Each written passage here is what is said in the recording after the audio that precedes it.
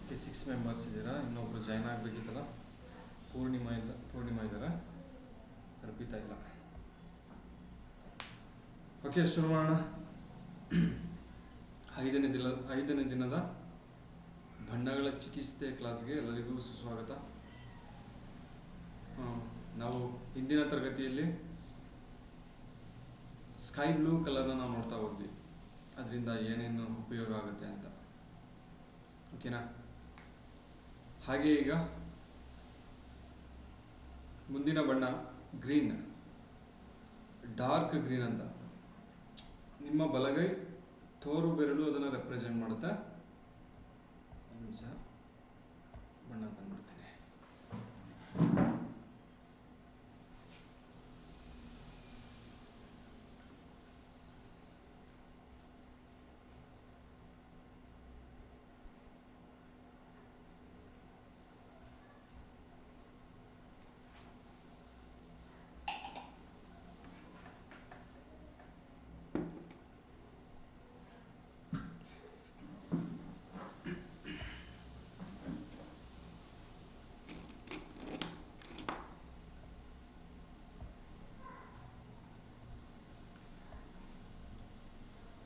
ಜ್ಯೋತಮ್ಮ, ಅಲ್ಲಿ ಆ ಕಡೆ ಹಾಸಿಗೆ ಆ ಕಡೆ ಗೋಡೆ ಸೇರಿದಂಗೆ ಡಾರ್ಕ್ ಗ್ರೀನ್ ಕಲರ್ ಐತೆ, ತಗೊಂಡ್ಬಾರ್ದು.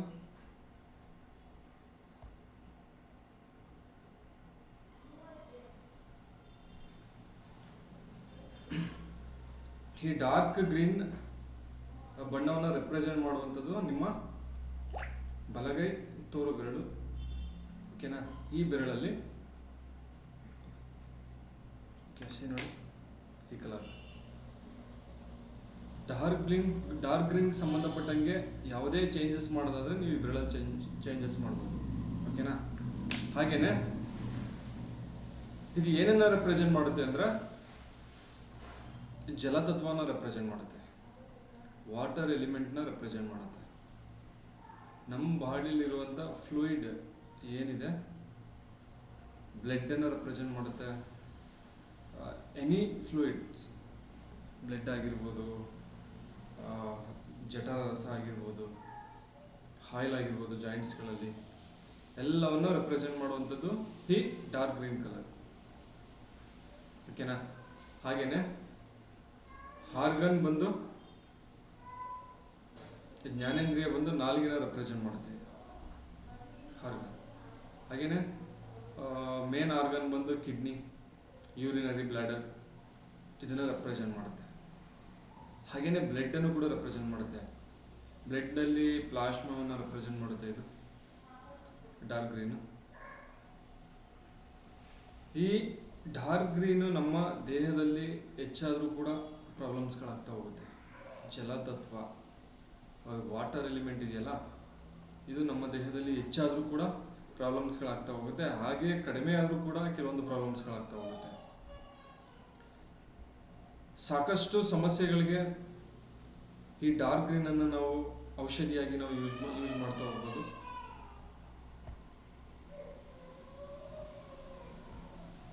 ಜೊತೆಮ ಯಾಕೆ ಕ್ಲಾಸ್ ಮಾಡ್ತಿದ್ದೀನಿ, ಯಾಕೆ ಕಳಿಸ್ತದೆ?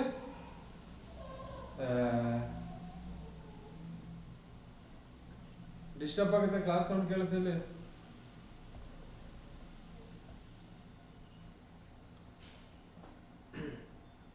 ಸಾಕಷ್ಟು ಸಮಸ್ಯೆಗಳಿಗೆ ಔಷಧಿಯಾಗಿ ಈ ಡಾರ್ಕ್ ಗ್ರೀನನ್ನು ನಾವು ಯೂಸ್ ಮಾಡ್ತಾ ಹೋಗ್ಬೋದು. ಅದು ಯಾವುದ್ಯಾವುದಂತ ನಾವು ನೋಡ್ತಾ ಹೋಗೋಣ. ಮತ್ತು ಹೇಗೆ ಯೂಸ್ ಮಾಡ್ಬೋದು ಮಾನಸಿಕವಾಗಿ, ಸ್ಪಿರಿಚುವಲಿ, ಮತ್ತು ಎಮೋಷನಲಿ, ಮತ್ತು ಫಿಸಿಕಲಿ ಕೆಲವೊಂದು ಸಮಸ್ಯೆಗಳಿಗೆ ಹೇಗೆ ಯೂಸ್ ಮಾಡ್ಬೋದು, ಹೇಗೆ ಯೂಸ್ ಆಗುತ್ತೆ, ನಮ್ಮ ವ್ಯವಹಾರದಲ್ಲಿ ಹೇಗೆ ಯೂಸ್ ಆಗುತ್ತೆ, ದೈನಂದಿನ ಚಟುವಟಿಕೆಗಳಲ್ಲಿ ಯಾವ ರೀತಿ ಯೂಸ್ ಆಗುತ್ತೆ ಅಂದರೆ, ನಮ್ಮ ದೇಹದಲ್ಲಿ ಏನಾದರೂ ಸ್ಟ್ರಕ್ ಆಗಿದ್ರೆ,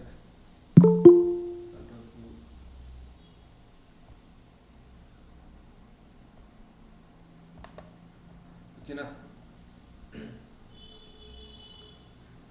ನಮ್ಮ ದೇಹದಲ್ಲಿ ಏನಾದರೂ ಸ್ಟ್ರಕ್ ಆಗಿದ್ರೆ ಆ ಸಂದರ್ಭದಲ್ಲಿ ನಾವು ಈ ಒಂದು ವಾಟರ್ ಎಲಿಮೆಂಟ್ ಆದಂಥ ಡಾರ್ಕ್ ಗ್ರೀನ್ ಕಲರನ್ನು ನಾವು ಬಳಸ್ತೀವಿ. ಓಕೆ, ಅರ್ಪಿತ್ ಅವರು ಏನಾದರೂ 7 ಮೆಂಬರ್ಸ್ ಇದೆ, ಸೂಪರ್.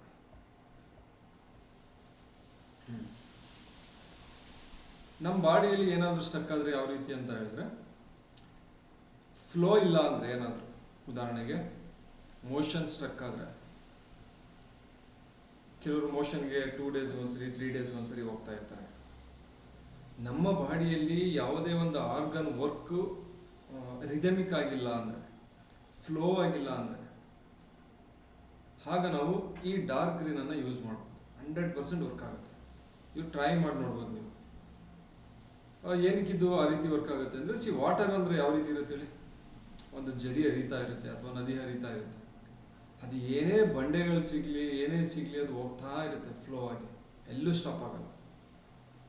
ಆ ಒಂದು ಗುಣನ ಈ ವಾಟರ್ ಎಲಿಮೆಂಟ್ ಈ ಕಲರ್ ರೆಪ್ರೆಸೆಂಟ್ ಮಾಡುತ್ತೆ.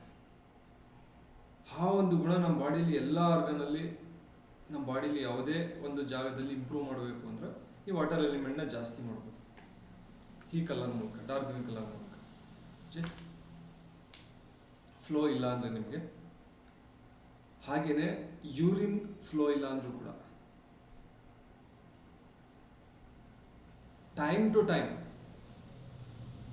ಕರೆಕ್ಟಾಗಿ ಫ್ಲೋ ಆಗ್ತಾ ಇಲ್ಲ ಅಂದರೆ, ಮೋಷನ್ ಆಗಿರ್ಬೋದು, ಯೂರಿನ್ ಆಗಿರ್ಬೋದು, ನೀವು ಇಲ್ಲಿಗೆ ಈ ರೀತಿ ಒಂದು ಡಾಟ್ ಆಗ್ತಾ ಬರ್ತಾ ಇದ್ರೆ, ಒಂದು 2 ಡೇಸ್ 1 ವೀಕಲ್ಲಿ ಫ್ಲೋ ಆಗ್ತಾ ಹೋಗುತ್ತೆ ನೀಟಾಗಿ. ಓಕೆನಾ? ಹಾಗೇನೆ ನಮ್ಮ ಹಾರ್ಟ್ ಬೀಟ್ ರಿದಮಿಕ್ ಆಗಿಲ್ಲ ಅಂದರೆ, ಈ ರಿದಮ್ ಬರೋದೇ ವಾಟರ್ಲಿ. ಒಂದು ಫಾಲ್ಸ್ ಬೀಳ್ತಾ ಇರುತ್ತೆ ನೋಡಿ, ಒಂದು ರಿದಮಿಕ್ ಆಗಿ ಬೀಳ್ತಾ ಇರುತ್ತೆ, ನೀರು ಟಪ್ ಟಪ್ ಟಪ್ ಅಂತ ಬೀಳ್ತಾ ಇರುತ್ತಲ್ಲ, ಒಂದು ರಿದಮಿಕ್ ಇರುತ್ತೆ ಅದರಲ್ಲಿ. ಕರೆಕ್ಟ್ ಅಲ್ಲ? ಅಂದರೆ ಈ ರಿದಮ್ನ ಮೇಂಟೈನ್ ಮಾಡುವಂಥದ್ದು ಈ ವಾಟರ್ ಎಲಿಮೆಂಟ್. ಈ ಗಾಳಿ ಬೀಸಿದ್ರು ಕೂಡ ರಿದಮ್ ಬರಲ್ಲ, ಅದು ಹಿಂಗಿಂಗೋ ಬೀಸಿಬಿಡುತ್ತೆ ಜೋರಾಗಿ. ಆದರೆ ವಾಟರ್ ಹಂಗಲ್ಲ, ಎಷ್ಟು ಪ್ರಮಾಣದಲ್ಲಿ ಬೀಳ್ತಾ ಇರ್ತದೆ ಅಷ್ಟೇ ಪ್ರಮಾಣದಲ್ಲಿ ಒಂದು ಸೌಂಡ್ ಬರ್ತಾ ಇರುತ್ತೆ. ನೀವು ಮಳೆ ಬೀಳಬೇಕಾದ್ರೆ ಮನೆ ಮುಂದೆ ನೋಡ್ಬೋದು ನೀವು, ಟಪ್ ಟಪ್ ಟಪ್ ಟಪ್ ಅಂತ ರಿದಮಿಕ್ ಆಗಿ ಬೀಳ್ತಾ ಇರುತ್ತೆ. ನಮ್ಮ ಯಾವುದೇ ಆರ್ಗನ್ ರಿದಮಿಕ್ ಆಗಿ ವರ್ಕ್ ಆಗ್ತಾ ಇಲ್ಲ ಅಂದರೆ, ಹಾರ್ಟ್ ರಿದಮಿಕ್ ಆಗಿ ಬಡಿತಾ ಇಲ್ಲ ಅಂದರೆ, ಕೆಲವೊಂದು ಸರಿ ಹಾರ್ಟ್ ರಿದಮಿಕ್ ಇರಲ್ಲ, ವೇರಿಯೇಷನ್ ಆಗ್ತಾ ಇರುತ್ತೆ. ಭಯ ಆದಾಗ ನೋಡ್ಬೋದು ನೀವು, ತುಂಬ ವೇರಿಯೇಷನ್ ಆಗ್ತಾ ಇರುತ್ತೆ. ಒಂದ್ಸರಿ ಹೆಚ್ಚಾಗೋದು, ಒಂದ್ಸರಿ ಕಡಿಮೆ ಆಗೋದು, ಈ ರೀತಿ ಆಗ್ತಾ ಇರುತ್ತೆ. ಇದು ಕೂಡ ಮೇಜರ್ ಪ್ರಾಬ್ಲಮ್ ಆಗುತ್ತೆ. ರಿದಮಿಕ್ ಇಲ್ಲ ಅಂತ ಹೇಳ್ತಾರೆ. ECG ಏನಾದ್ರು ಮಾಡಿಸಿದ್ರೆ ಹಾರ್ಟ್ ಬೀಟ್ ರಿದಮಿಕ್ ಆಗಿಲ್ಲ ಅಂತ ಹೇಳ್ತಾರೆ. ಆ ಸಂದರ್ಭದಲ್ಲಿ ನೀವು ಇಲ್ಲಿ ಬರುತ್ತೆ ಹಾರ್ಟು, ಜಸ್ಟ್ ಹಿಂಗೆ ಆಗ್ತಾ ಬಂದರೆ ಹಾರ್ಟಲ್ಲಿ ಈ ವಾಟರ್ ಎಲಿಮೆಂಟ್ ಹೆಚ್ಚಾಗ್ತಾ ಹೋಗಿ ಒಂದು ರಿದಮಿಕ್ ಬರುತ್ತೆ. ಹಾಗೆಯೇ ವೀಸಿಂಗ್ ಸೌಂಡ್ ಬರುತ್ತೆ, ಲಂಗ್ಸಿಂದ ಒಂದು ಸೌಂಡ್ ಬರುತ್ತೆ, ವೀಸಿಂಗ್ ಸೌಂಡ್. ಹೀಟಿಂದ ವೀಸಿಂಗ್ ಬರ್ತಾ ಇದ್ರೆ, ಎಸ್ಪೆಷಲಿ ಸಮ್ಮರ್ ಟೈಮಲ್ಲಿ ವೀಸಿಂಗ್ ಪ್ರಾಬ್ಲಮ್ ಬರುತ್ತೆ ತುಂಬ ಜನಕ್ಕೆ. ಈ ಗಾಳಿಯಲ್ಲಿ ವಿಂಡಲ್ಲಿ ನೀವು ಹೋದಾಗ ವೀಸಿಂಗ್ ಪ್ರಾಬ್ಲಮ್ ಬರುತ್ತೆ. ಕೋಲ್ಡಿಂದನೂ ವೀಸಿಂಗ್ ಬರುತ್ತೆ, ಆದರೆ ಹೀಟಿಂದನೂ ಕೂಡ ವೀಸಿಂಗ್ ಬರುತ್ತೆ. ಹೀಟಿಂದ ವೀಸಿಂಗ್ ಬರೋದೇನಕ್ಕೆ ಅಂದರೆ, ಅಲ್ಲಿರುವಂಥ ಲಂಗ್ಸಲ್ಲಿರುವಂಥ ಎಲ್ಲ ಸೆಲ್ಗಳು ಒಣಗೋಗ್ಬಿಡುತ್ತೆ ಹೀಟ್ಗೆ. ಒಣಗಿ ಎಲ್ಲ ಮುದುಡಿ ಸಣ್ಣಕ್ಕಾಗತ್ತೆ ಈ ರೀತಿ. ಆಗ ಉಸಿರಾಡಿದಾಗ ಅದು ಎಕ್ಸ್ಪೆಂಡ್ ಆಗಲ್ಲ, ಮತ್ತೆ ಬಿಡಬೇಕಾದ್ರೂ ಎಕ್ಸ್ಪೆಂಡ್ ಆಗಲ್ಲ. ಹಾಗೇನಾಗುತ್ತೆ ಅಂದರೆ ಒಂದು ಸೌಂಡ್ ಬರುತ್ತೆ ಈ ರೀತಿ. ತುಂಬ ಜನ ಅಬ್ಸರ್ವ್ ಮಾಡಿ, ಉಸಿರಾಡಬೇಕಾದ್ರೆ ಈ ರೀತಿ ಸೌಂಡ್ ಬರುತ್ತೆ ಈ ರೀತಿ. ಇದು ವೀಸಿಂಗ್, ಹೀಟಿಂದ ವೀಸಿಂಗ್. ಅದು ಅವ್ರಿಗೆ ನಾವು ಲಂಗ್ಸ್ ರಿಫ್ಲೆಕ್ಸ್ಗೆ ಈ ಡಾರ್ಕ್ ಗ್ರೀನ್ ಆಗ್ತಾ ಬಂದರೆ, ಅಲ್ಲಿ ವಾಟರ್ ಎಲಿಮೆಂಟ್ ಹೆಚ್ಚಾಗ್ತಾ ಹೋಗಿ ಆ ಒಂದು ಏನು ಡ್ರೈ ಆಗಿರುತ್ತೆ ಅದೆಲ್ಲವೂ ಕೂಡ ಮಾಯ್ಶ್ಚರ್ ಆಗುತ್ತೆ. ಆಗ ವೀಸಿಂಗ್ ಕಡಿಮೆ ಆಗ್ತಾ ಹೋಗುತ್ತೆ. ನಿಮ್ಗೆ ಯಾರಿಗಾದ್ರೂ ಕಣ್ಣು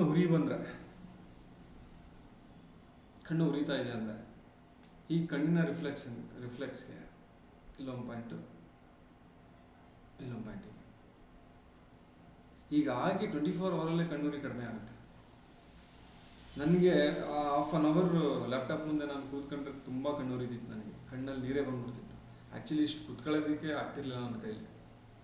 black colour dark green just ಈಗ ಆಗ್ತಾ ಬರ್ತಿದೆ. ಇಲ್ಲ ಹೆಬ್ಬೆರಳಿಗಾದ್ರೂ ಹಾಕ್ಬೋದು ನೀವು, ಎರಡು ಹೆಬ್ಬೆರಳಿಗೆ.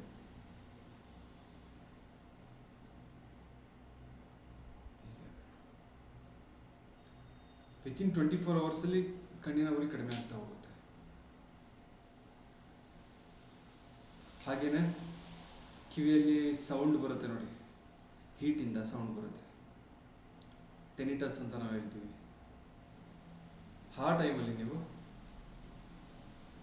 ಇಲ್ಲಿಗೆ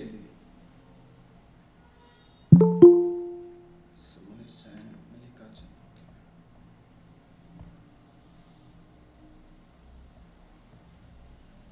ಆ ಟೈಮಲ್ಲಿ ನಾವು ಈ ಕಿವಿ ರಿಫ್ಲೆಕ್ಸ್ಗೆ ನಾವು ಡಾರ್ಕ್ ಗ್ರೀನ್ ಆಗ್ತಾ ಬಂದರೆ ಕಿವಿಯಲ್ಲಿ ಬರುವಂಥ ಸೌಂಡ್ ಕಡಿಮೆ ಆಗುತ್ತೆ. ಇದೇ ಜಾಗಕ್ಕೆ ಬ್ಲ್ಯಾಕ್ ಕಲರ್ ಆಗ್ತಾ ಬಂದರೆ ಕಿವಿ ಪೇನ್ ಕಡಿಮೆ ಆಗುತ್ತೆ. ಅಕಸ್ಮಾತ್ ಕಿವಿ ಪೇನ್ ಕೋಲ್ಡಿಂದ ಬಂದಿದ್ರೆ ಸ್ಕೈ ಬ್ಲೂ ಹಾಕಿದ್ರೆ ಕಿವಿ ಪೇನ್ ಕಡಿಮೆ ಆಗುತ್ತೆ. ಕಿವಿ ಪೇನ್ ಏನಾದರೂ ಹೀಟಿಂದ ಬಂದಿದ್ರೆ ಡಾರ್ಕ್ ಗ್ರೀನ್ ಹಾಕಿದ್ರು ಕೂಡ ಕಡಿಮೆ ಆಗುತ್ತೆ. ಹೀಟಿಂದ ಕೋಲ್ಡಿಂದ ಅಂದರೆ ಯಾವ ರೀತಿ ಐಡೆಂಟಿಫೈ ಮಾಡೋದಂದ್ರೆ, ಈ ಎರಡೂ ವಸ್ತುಗಳನ್ನ ಒಂದ್ಸರಿ ಟಚ್ ಮಾಡಬೇಕು. ಅವ್ರದ್ದು ಬಿಸಿ ಇತ್ತು ಅಂದರೆ ಬಾಡಿ ಹೀಟ್ ಇದೆ ಅಂತ, ಕೋಲ್ಡ್ ಇತ್ತು ಅಂದರೆ ಬಾಡಿ ಕೋಲ್ಡ್ ಇದೆ ಅಂತ. ಹಾಗೂ ಗೊತ್ತಾಗಿಲ್ಲ ಅಂದರೆ ನಾಲ್ಗೆನ ಓಪನ್ ಮಾಡಿಸ್ಬೇಕು. ಇಲ್ಲಿ ವೈಟ್ ಕೋಟ್ ಇರುತ್ತೆ, ವೈಟ್ ಕೋಟ್ ಮೇಲೆ ಈ ವೈಟ್ ಕೋಟು ಹೆಚ್ಚಾಗಿದ್ರೆ ಬಾಡಿ ಕೋಲ್ಡ್ ಇದೆ ಅಂತ. ವೈಟ್ ಕೋಟ್ ಇಲ್ಲ ರೆಡ್ ಇದೆ ಅಂದರೆ, ಡಾರ್ಕ್ ಪಿಂಕಿಶ್ ಇದೆ ಅಂದರೆ ಹೀಟ್ ಇದೆ ಅಂತ. ಆ ಟೈಮಲ್ಲಿ ನಾವು ಅಬ್ಸರ್ವ್ ಮಾಡಿ ಡಾರ್ಕ್ ಗ್ರೀನ್ ಕೊಡ್ಬೋದು. ಪಾಪುಗೆ ಕಿವಿ ನೋವು ಅಂತ ಹೇಳ್ತಿದ್ರು ಮಾರುತಿ ಸರ್. ನಾಲಿಗೆನ ಚೆಕ್ ಮಾಡಿ ವೈಟ್ ಕೋಟ್ ಇತ್ತು ಅಂದರೆ, ರೂಟ್ ಆಫ್ ದ ಟಂಗ್ ಪೂರ್ತಿ ರೂಟಲ್ಲಿ ವೈಟ್ ಇತ್ತು ಅಂದರೆ ಸ್ಟಮಕ್ ಕೋಲ್ಡ್. ಆ ಟೈಮಲ್ಲಿ K3 ಆರ್ ಲಿವರ್ 3 ಪ್ರೆಸ್ ಮಾಡಿದ್ರೆ ಈ ಗಂಟಲ್ಲಿ ಇನ್ಫೆಕ್ಷನ್ ಆಗಿದ್ರು ಕೂಡ ಕಡಿಮೆ ಆಗುತ್ತೆ. ಅಕಸ್ಮಾತ್ ಹೀಟಿಂದ ಗಂಟಲಿ, ಎರಡಕ್ಕೂ ಗಂಟಲು ಇನ್ಫೆಕ್ಷನ್ ಆಗುತ್ತೆ. ಹೀಟ್ ಜಾಸ್ತಿ ಆದರೂ ಗಂಟಲು ನೋವು ಬರುತ್ತೆ, ಕೋಲ್ಡ್ ಜಾಸ್ತಿ ಆದರೂ ಗಂಟಲು ನೋವು ಬರುತ್ತೆ. ಅದಕ್ಕೆ ಫಸ್ಟ್ ಒಂದ್ಸಲ ನಾಲಿಗೆ ಚೆಕ್ ಮಾಡಬೇಕು. ಕೆಲವೊಂದು ಟೈಮು ನಮಗೂ ಗೊತ್ತಾಗಲ್ಲ, ನೀವು ಹೇಳ್ತೀರಾ ಹೀಟ್ಗೋ ಕೋಲ್ಡ್ಗೋ ಅಂತ. ಕೆಲವೊಂದು ಸಿಂಪ್ಟಮ್ಸ್ಗಳನ್ನ ನೀವು ಐಡೆಂಟಿಫೈ ಮಾಡಿ ಹೇಳಿದ್ರೆ, ಆ ನೋವು ಜೊತೆಗೆ ಏನಿದೆ ಅಂತ ಹೇಳಿದ್ರೆ, ಊಟ ಮಾಡ್ತಾ ಇದ್ದಾರಾ ಇಲ್ವಾ, ಕಣ್ಣೂರಿ ಇದೆಯಾ ಇಲ್ವಾ, ಯೂರಿನ್ ಎಲ್ಲೋ ಕಲರ್ ಹೋಗ್ತಾ ಇದ್ದಾರಾ ಇಲ್ವಾ, ಇದನ್ನು ಅಬ್ಸರ್ವ್ ಮಾಡಿ ನಮ್ಗೆ ಹೇಳಿದಾಗ ನಾವು ಪರ್ಫೆಕ್ಟಾಗಿ ನಾವು ಟ್ರೀಟ್ಮೆಂಟ್ ಹೇಳ್ತೀವಿ. ಇದು ಹೀಟ್ಗೆ ಬಂದಿದೆ ಅಂತ. ಯಾವುದೋ ಡೌಟ್ ಇತ್ತು ಅಂದರೆ ಬ್ಲ್ಯಾಕ್ ಕಲರ್ ಹಾಕಿ ಅಷ್ಟೇ, ಇಲ್ಲ ಯಾವುದೋ ಒಂದು ಹಾಕಿ. ಸುಮ್ಮನೆ ಒಂದು ಕಲರ್ ಹಾಕೋದು, ಸ್ಕೈ ಬ್ಲೂನೇ ಹಾಕೋದು. ಇನ್ಫೆಕ್ಷನ್ ಆಗಿತ್ತು, ಗಂಟಲು ನೋವು ಬರ್ತಾ ಇದೆ ಅಂದರೆ ಈ ಜಾಗಕ್ಕೆ ಇಲ್ಲಿ ನೋಡಿ, ಇದು ಗಂಟಲನ್ನ ರೆಪ್ರೆಸೆಂಟ್ ಮಾಡುತ್ತೆ. ಈ ಜಾಗಕ್ಕೆ ಬ್ಲ್ಯಾಕ್ ಆದರೂ ಹಾಕ್ಬೋದು, ಸ್ಕೈ ಬ್ಲೂ ಹಾಕ್ಬೋದು, ಅಥವಾ ಗ್ರೀನ್ ಆದರೂ ಹಾಕ್ಬೋದು. ಯಾವ ಕಾರಣಕ್ಕೆ ಅದಕ್ಕೆ ಸಂಬಂಧಪಟ್ಟಂಗೆ. ಈಗ ನಾನು ಸ್ಕೈ ಬ್ಲೂ ಹಾಕಿದ್ದೀನಲ್ಲ, ಕೋಲ್ಡಿಂದ ಏನಾದರೂ ಇನ್ಫೆಕ್ಷನ್ ಆಗಿ ಗಂಟಲು ನೋವು ಬರ್ತಾ ಇದ್ರೆ ಕ್ಯೂರ್ ಆಗುತ್ತೆ. ಅಥವಾ ನಿಮ್ಗೆ ಗೊತ್ತಿಲ್ಲ ಒಂದು ಕಲರ್ ಹಾಕಿ, ಒನ್ ಡೇ ಬಿಟ್ಟು ಒಂದು 24 ಅವರ್ಸ್ ಒಳಗಡೆ ಏನಾದರೂ ಸ್ವಲ್ಪ ಕಡಿಮೆ ಆಯಿತು ಅಂದರೆ ನೀವು ಹಾಕಿರೋದು ಕರೆಕ್ಟ್ ಅಂತ. ಇಲ್ಲ ಹಾಗೆ ಜಾಸ್ತಿ ಆಗ್ತಾ ಇದೆ ಅಂದರೆ ಆಪೋಸಿಟ್ ಕಲರ್ ಹಾಕಿ, ಡಾರ್ಕ್ ಗ್ರೀನ್ ಹಾಕೋದಷ್ಟೇ. ಆಗ ಐಡೆಂಟಿಫೈ ಮಾಡೋದು ಕಷ್ಟ ಆದರೆ ಒಂದ್ಸರಿ ಪ್ರಯೋಗ ಮಾಡಿ ನೋಡೋದು. ಓಕೆ ಅಂದರೆ ಓಕೆ, ಇಲ್ಲ ಅಂದರೆ ಏನು ಸೈಡ್ ಎಫೆಕ್ಟ್ ಏನಾಗಲ್ಲ. ಸ್ವಲ್ಪ ಇನ್ಕ್ರೀಸ್ ಆಗುತ್ತೆ, ಪೇನ್ ಆಗಿರ್ಬೋದು, ಇನ್ಫೆಕ್ಷನ್ ಆಗಿರ್ಬೋದು. ಹಾಗೆ ಚೆಕ್ ಅಂತ ಬೇರೆ ಕಲರ್ ಚೇಂಜ್ ಮಾಡೋದು ಅಷ್ಟೇ. ಹೀಗೆ ಹೀಟಿಂದ ಸಂಬಂಧಪಟ್ಟಂಗೆ ಯಾವುದೇ ಪ್ರಾಬ್ಲಮ್ ಆದರೂ ಡಾರ್ಕ್ ಗ್ರೀನ್ನ ನಾವು ಯೂಸ್ ಮಾಡ್ಬೋದು. ಉದಾಹರಣೆಗೆ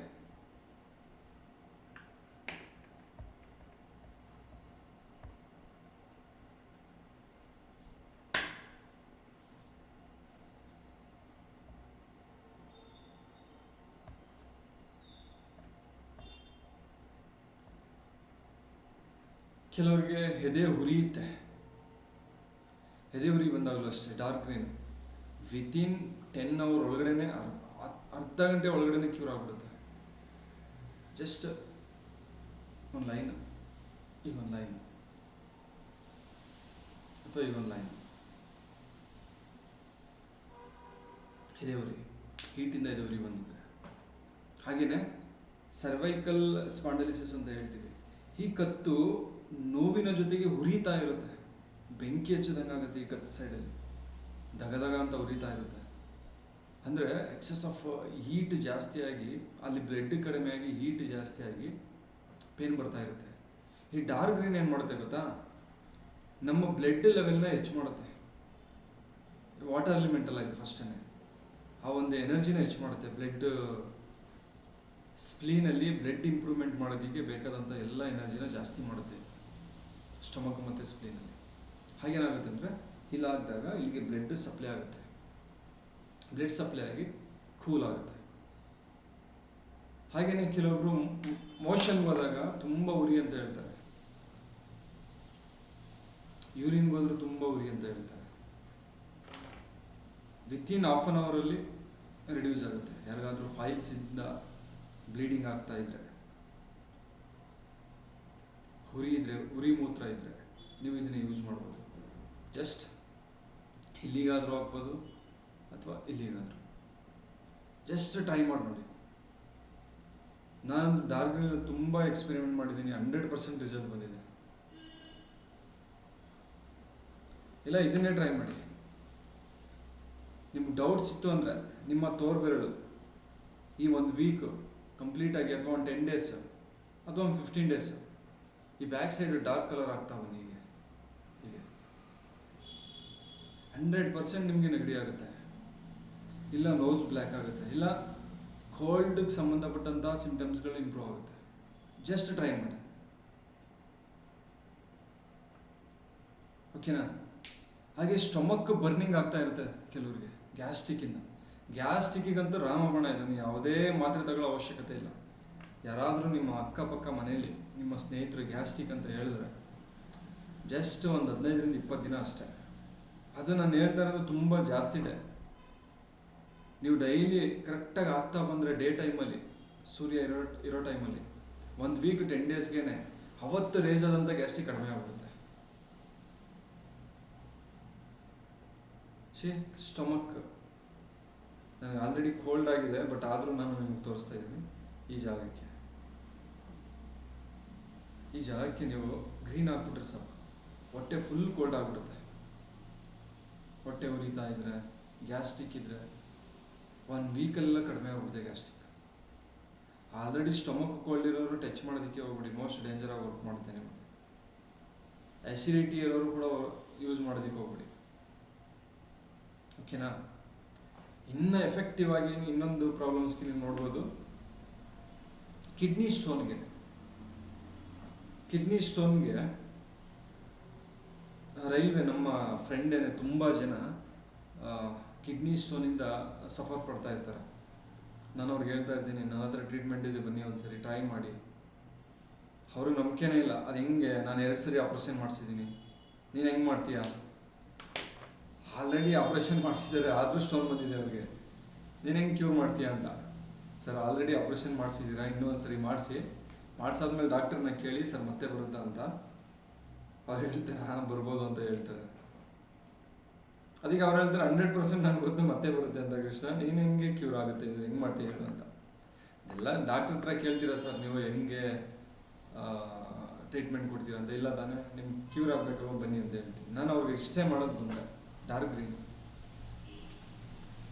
ಈ ಕಿಡ್ನಿ ಪಾಯಿಂಟ್ಸ್ಗೆ, ಈ 2 ಪಾಯಿಂಟ್ಸ್ಗೆ ಪ್ರತಿದಿನ ಡಾರ್ಕ್ ಗ್ಲೋ ಆಗ್ತಾ ಬಂದರೆ ಕಿಡ್ನಿಯಲ್ಲಿ ವಾಟರ್ ಲೆವೆಲ್ ಹೆಚ್ಚಾಗ್ತಾ ಹೋಗುತ್ತೆ, ಕೋಲ್ಡ್ ಲೆವೆಲ್ ಹೆಚ್ಚಾಗ್ತಾ ಹೋಗುತ್ತೆ. ಹಾಗೇನಾಗುತ್ತೆ ಅಂದರೆ 10 mm ಕಡಿಮೆ ಇರುವಂಥ ಸ್ಟೋನು 1 ವೀಕಲ್ಲೇ ಕರ್ಗೋಗುತ್ತೆ. ಟ್ರೈ ಮಾಡಿ ನೋಡಿ, ಯಾರಾದರೂ ಇದ್ರೆ ಕರ್ಕೊಂಡು ಬನ್ನಿ. ಫೀಸೇ ಬೇಡ ನನಗೆ, ತಗೊಳ್ಳಿ ₹200 ಫೀಸ್ ತಗೊಳ್ತೀನಿ ಒಬ್ಬರಿಗೆ, ಅದು ಬೇಡ, ಕರ್ಕೊಂಡು ಬನ್ನಿ, ಫ್ರೀಯಾಗಿ ಟ್ರೀಟ್ಮೆಂಟ್ ಮಾಡ್ತೀನಿ. ಯಾರಾದರೂ ರೆಫರ್ ಮಾಡಿ. 10 mm ಕಡಿಮೆ ಇದ್ದರೆ 1 ವೀಕ್ ಆರು 10 ದಿನದೊಳಗಡೆ ಕಂಪ್ಲೀಟಾಗಿ ಕಿಡ್ನಿ ಸ್ಟೋನ್ ಹೋಗುತ್ತೆ.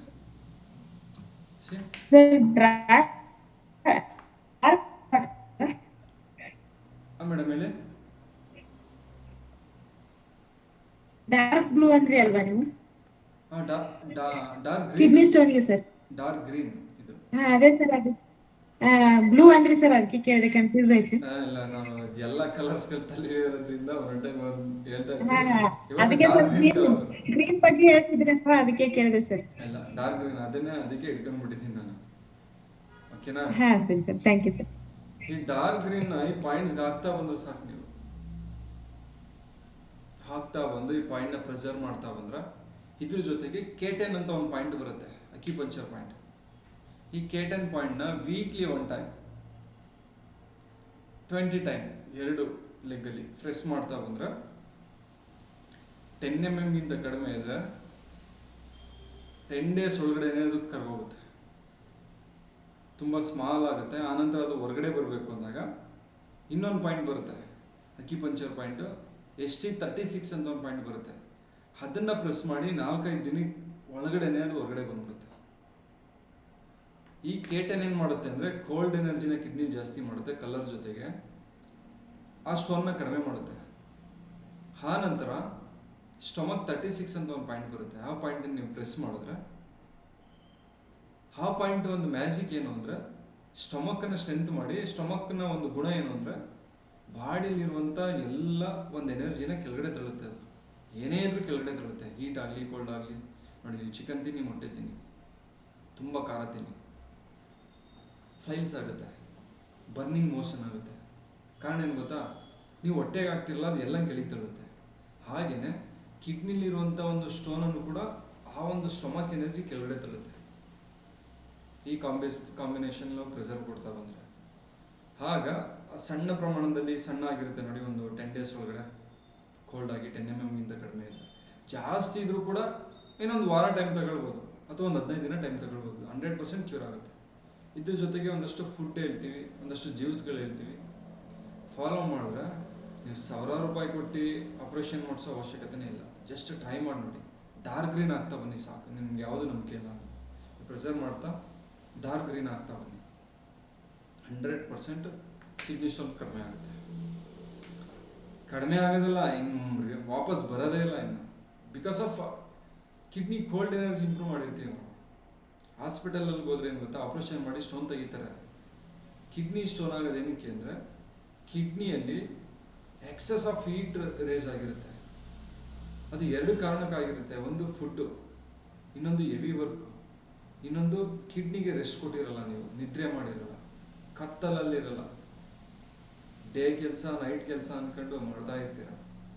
ಅದು ಇದು ತಲೆಗೆ ಹುಳ ಬಿಡ್ಕೊಳ್ತಾನೆ ಇರ್ತೀರ, ರೆಸ್ಟೇ ಮಾಡಿರಲ್ಲ, ಪೀಸ್ಫುಲ್ ಆಗಿರಲ್ಲ, ಫುಲ್ ಟೆನ್ಷನಲ್ಲಿ ಇರ್ತೀರ. ಈ ಟೈಮಲ್ಲಿ ಕಿಡ್ನಿ ಹೀಟ್ ರೈಸ್ ಆಗುತ್ತೆ, ಕಿಡ್ನಿಗೆ ಪೋಷಣೆ ಸಿಗಲ್ಲ. ಆಗ ಹೀಟ್ ರೈಸ್ ಆದಾಗ ಏನಾಗುತ್ತೆ ಅಂದರೆ ಅಲ್ಲಿ ವಾಟರ್ ಲಿಮಿಟ್ ಕಡಿಮೆಯಾಗಿ ಕಿಡ್ನಿ ಸ್ಟೋನ್ ಆಗ್ತಾ ಹೋಗುತ್ತೆ. ನಾವೇನು ಮಾಡ್ತೀವಿ ಅಂದರೆ ಈ ವಾಟರ್ ಎಲಿಮೆಂಟ್ನ ಇಂಪ್ರೂವ್ ಮಾಡ್ತಾ ಹೋಗ್ತೀವಿ. ಕೇಟನ್ನು ಇದು ಮತ್ತು ಕೆಲವೊಂದು ಫ್ರೂಟ್ಸ್ ಮತ್ತು ಫುಡ್ಡು, ಇದರಿಂದ ವಾಟರ್ ಎಲಿಮೆಂಟ್ ಜಾಸ್ತಿ ಮಾಡಿದಾಗ ಆಟೋಮೆಟಿಕ್ಕಾಗಿ ಕೋಲ್ಡ್ ಎನರ್ಜಿ ಜಾಸ್ತಿಯಾಗಿ ಕಿಡ್ನಿ ಸ್ಟೋನ್ ಕಡಿಮೆ ಆಗುತ್ತೆ. ಇನ್ನು ಯಾವತ್ತೂ ಬರಲ್ಲ. ನಾವು ಹೇಳಿದ್ನ ಫಾಲೋ ಮಾಡಿದ್ರೆ. ಇಲ್ಲ, ನಾನು ಹೇಳಿದ್ದು ಫಾಲೋ ಮಾಡಿ 3 ತಿಂಗಳು ಫಾಲೋ ಮಾಡಿ ಮತ್ತೆ ನೀವು ಅದೇ ರೀತಿ ನಿಮ್ಮ ಲೈಫ್ ಸ್ಟೈಲ್ ನೀವು ಮಾಡ್ಕೋದ್ರೆ ಮತ್ತೆ ಬರ್ಬೋದು. ಮತ್ತೆ ಟೆನ್ಷನು, ಮತ್ತೆ ರೆಸ್ಟ್ ಇಲ್ಲ ಅಂದರೆ, ಮತ್ತೆ ನೀವು ತುಂಬ ಸಮ್ಮರ್ ಟೈಮಲ್ಲಿ ಚೆನ್ನಾಗಿ ಚಿಕನ್ನು, ಎಗ್ಗು, ಮೊಟ್ಟೆ, ಬಿರಿಯಾನಿ ತಿಂದರೆ 100% ಬರುತ್ತೆ. ಈ ಟೈಮಲ್ಲಿ ತಿನ್ನಿ ಬಿರಿಯಾನಿ, ಈ ಟೈಮಲ್ಲಿ ತಿನ್ನಿ ನಾನ್ ವೆಜ್, ಹೀಟ್ ಐಟಮ್ಸ್ ಎಲ್ಲ ಈ ಟೈಮಲ್ಲಿ ತಿನ್ನಿ. ಮಳೆ ಟೈಮಲ್ಲಿ ಗೋಬಿ, ಡ್ರೈ ಐಟಮ್ಸ್ಗಳೆಲ್ಲ ಈ ಟೈಮಲ್ಲಿ ತಿನ್ನಿ. ಪಾನಿಪುರಿ, ಏನಾದರೂ ಎಗ್ ರೈಸ್ ಈ ಟೈಮಲ್ಲಿ ತಿನ್ನಿ. ಏನಕ್ಕೆ ಅಂದರೆ ಇದು ಮಳೆಗಾಲ. ಈ ಟೈಮಲ್ಲಿ ಹೊರಗಡೆ ಕೋಲ್ಡ್ ಇರುತ್ತೆ, ಹಾಗೆ ನಮ್ಮ ಸ್ಟಮಕ್ ಒಳಗಡೆನೂ ಕೋಲ್ಡ್ ಇರುತ್ತೆ, ಆಫ್ ಕೋಲ್ಡ್ ಇರುತ್ತೆ. ಈ ಸೀಸನ್ನೇ ಹಾಗೆ, ವಾತಾವರಣಕ್ಕೆ ತಕ್ಕಂತೆ ನಮ್ಮ ಬಾಡಿ ಇರುತ್ತೆ. ಈ ಟೈಮಲ್ಲಿ ನೀವು ಎಷ್ಟೇ ಡ್ರೈ ಐಟಮ್ಸ್ ತಿಂದ್ರೂ ಎಫೆಕ್ಟ್ ಆಗಲ್ಲ, ನಿಮಗೆ ಗ್ಯಾಸ್ಟ್ರಿಕ್ ಆಗಲ್ಲ, ಫೈಲ್ಸ್ ಬರಲ್ಲ, ಮ್ಯಾನೇಜ್ ಆಗುತ್ತೆ. ಅದೇ ನೀವು ಸಮ್ಮರಲ್ಲಿ ಹೋಗ್ಬಿಟ್ಟು ನೀವು ಮಾರ್ನಿಂಗ್ಗೆ ಚೆನ್ನಾಗಿ ಬಿರಿಯಾನಿ ತಿಂತೀನಿ, ನಾನ್ ವೆಜ್ ತಿಂತೀನಿ, ಗೋಬಿ, ಪಾನಿಪುರಿ ಮತ್ತು dry items, egg rice, fried rice ಇವೆಲ್ಲ ತಿಂತೀವಿ ಅಂದರೆ ಫಸ್ಟೇ ಬಿಸಿಲಿರುತ್ತೆ, ನಮ್ಮ ಹೊಟ್ಟೆನೂ ಹಾಗೇ ಇರುತ್ತೆ. ಒಳಗಡೆ ಹೊಟ್ಟೆ ಎಲ್ಲ ಆರ್ಗನ್ಸ್ಗಳು ಫುಲ್ ಸಮ್ಮರ್ ಆಗಿರುತ್ತೆ. ಅಲ್ಲೊಂದು ಸಮ್ಮರ್ ಒಂದು ಲಕ್ಷಣಗಳಿರುತ್ತೆ. ನೀವು ಇನ್ನೂ ವಾಟರ್ ಇಲ್ಲದೆ ಇರುವಂಥ ಫುಡ್ಗಳನ್ನ ಹಾಕ್ತಾ ಹೋದರೆ ಅದು ಇನ್ನೂ ಡ್ರೈ ಆಗುತ್ತೆ, 100% ಗ್ಯಾಸ್ಟ್ರಿಕ್ ಆಗುತ್ತೆ, ಎದೆಯುರಿ ಬರುತ್ತೆ, ಬಾಡಿ ವೇಟ್ ಕಡಿಮೆ ಆಗುತ್ತೆ. ಅದ್ರ ಜೊತೆಗೆ ಫುಲ್ ಟೆನ್ಷನ್ ಸ್ಟಾರ್ಟ್ ಆಗುತ್ತೆ. ಬ್ಲಡ್ ಕಡಿಮೆ ಆದರೆ ಫೈರ್ ಜಾಸ್ತಿ ಆದಾಗ ಏನಾಗುತ್ತೆ, ಫುಲ್ ಟೆನ್ಷನ್, ಫುಲ್ ಮೈಂಡ್ ಓಡುತ್ತೆ, ನೈಟ್ ನಿದ್ರೆ ಬರೋಲ್ಲ, ಕೂದಲು ಉದುರುತ್ತೆ, ಕಣ್ಣುರಿ, ಎದೆ ಉರಿ, ಸ್ಕಿನ್ ರ್ಯಾಸಸ್ ಆಗುತ್ತೆ ಹೀಟಿಂದ, ಬಿಕಾಸ್ ಆಫ್ ಫುಡ್ಡಿಂದ. ನಿಮ್ಮ ಥಾಟ್ಸ್ಗಳೇ ಚೇಂಜ್ ಆಗಿಬಿಡುತ್ತೆ. ಇವತ್ತಿನ ಮಕ್ಕಳುಗಳು ತುಂಬ ಜನ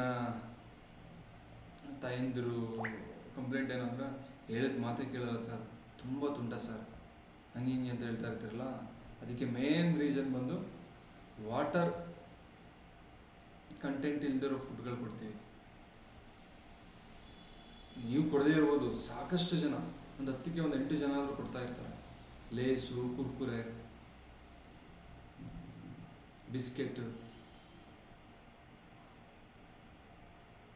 ಖಾರ,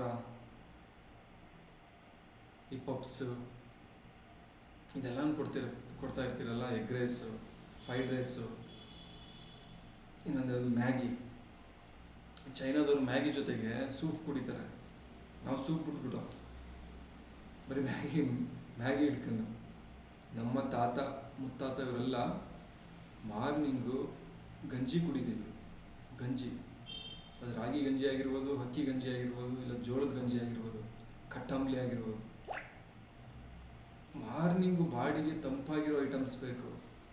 ಸ್ಟಮಕ್ ತುಂಬ ಖುಷಿ ಪಡುತ್ತೆ, ಬಾಡಿ ತುಂಬ ಖುಷಿ ಪಡುತ್ತೆ. ಬಿಕಾಸ್ ಆಫ್ ಬೇಗ ಡೈಜೆಷನ್ ಆಗುತ್ತೆ. ರೆಸ್ಟಲ್ಲಿರುತ್ತಲ್ಲ ನೈಟೆಲ್ಲ ಸ್ಟಮಕ್ಕು, ಎದ್ದಾಗ ತುಂಬ ಹೆವಿ ಐಟಮ್ ಅದನ್ನು ಕರಗಿಸೋದಕ್ಕಾಗಲ್ಲ. ನೀವು ಗಂಜಿ ಕೊಟ್ಟಷ್ಟು ಅದು ತುಂಬ ಬೇಗ ಡೈಜೆಷನ್ ಮಾಡುತ್ತೆ. ಯಾರಿಗಾದರೂ ಸ್ಟಮಕ್ ರಿಲೇಟೆಡ್ ಪ್ರಾಬ್ಲಮ್ ಇದ್ದರೆ, ಮೋಷನ್ ರಿಲೇಟೆಡ್ ಪ್ರಾಬ್ಲಮ್ಸ್ ಇದ್ದರೆ, ನೀವು ಮಾರ್ನಿಂಗ್ ಗಂಜಿ ಯೂಸ್ ಮಾಡ್ತಾ ಬನ್ನಿ.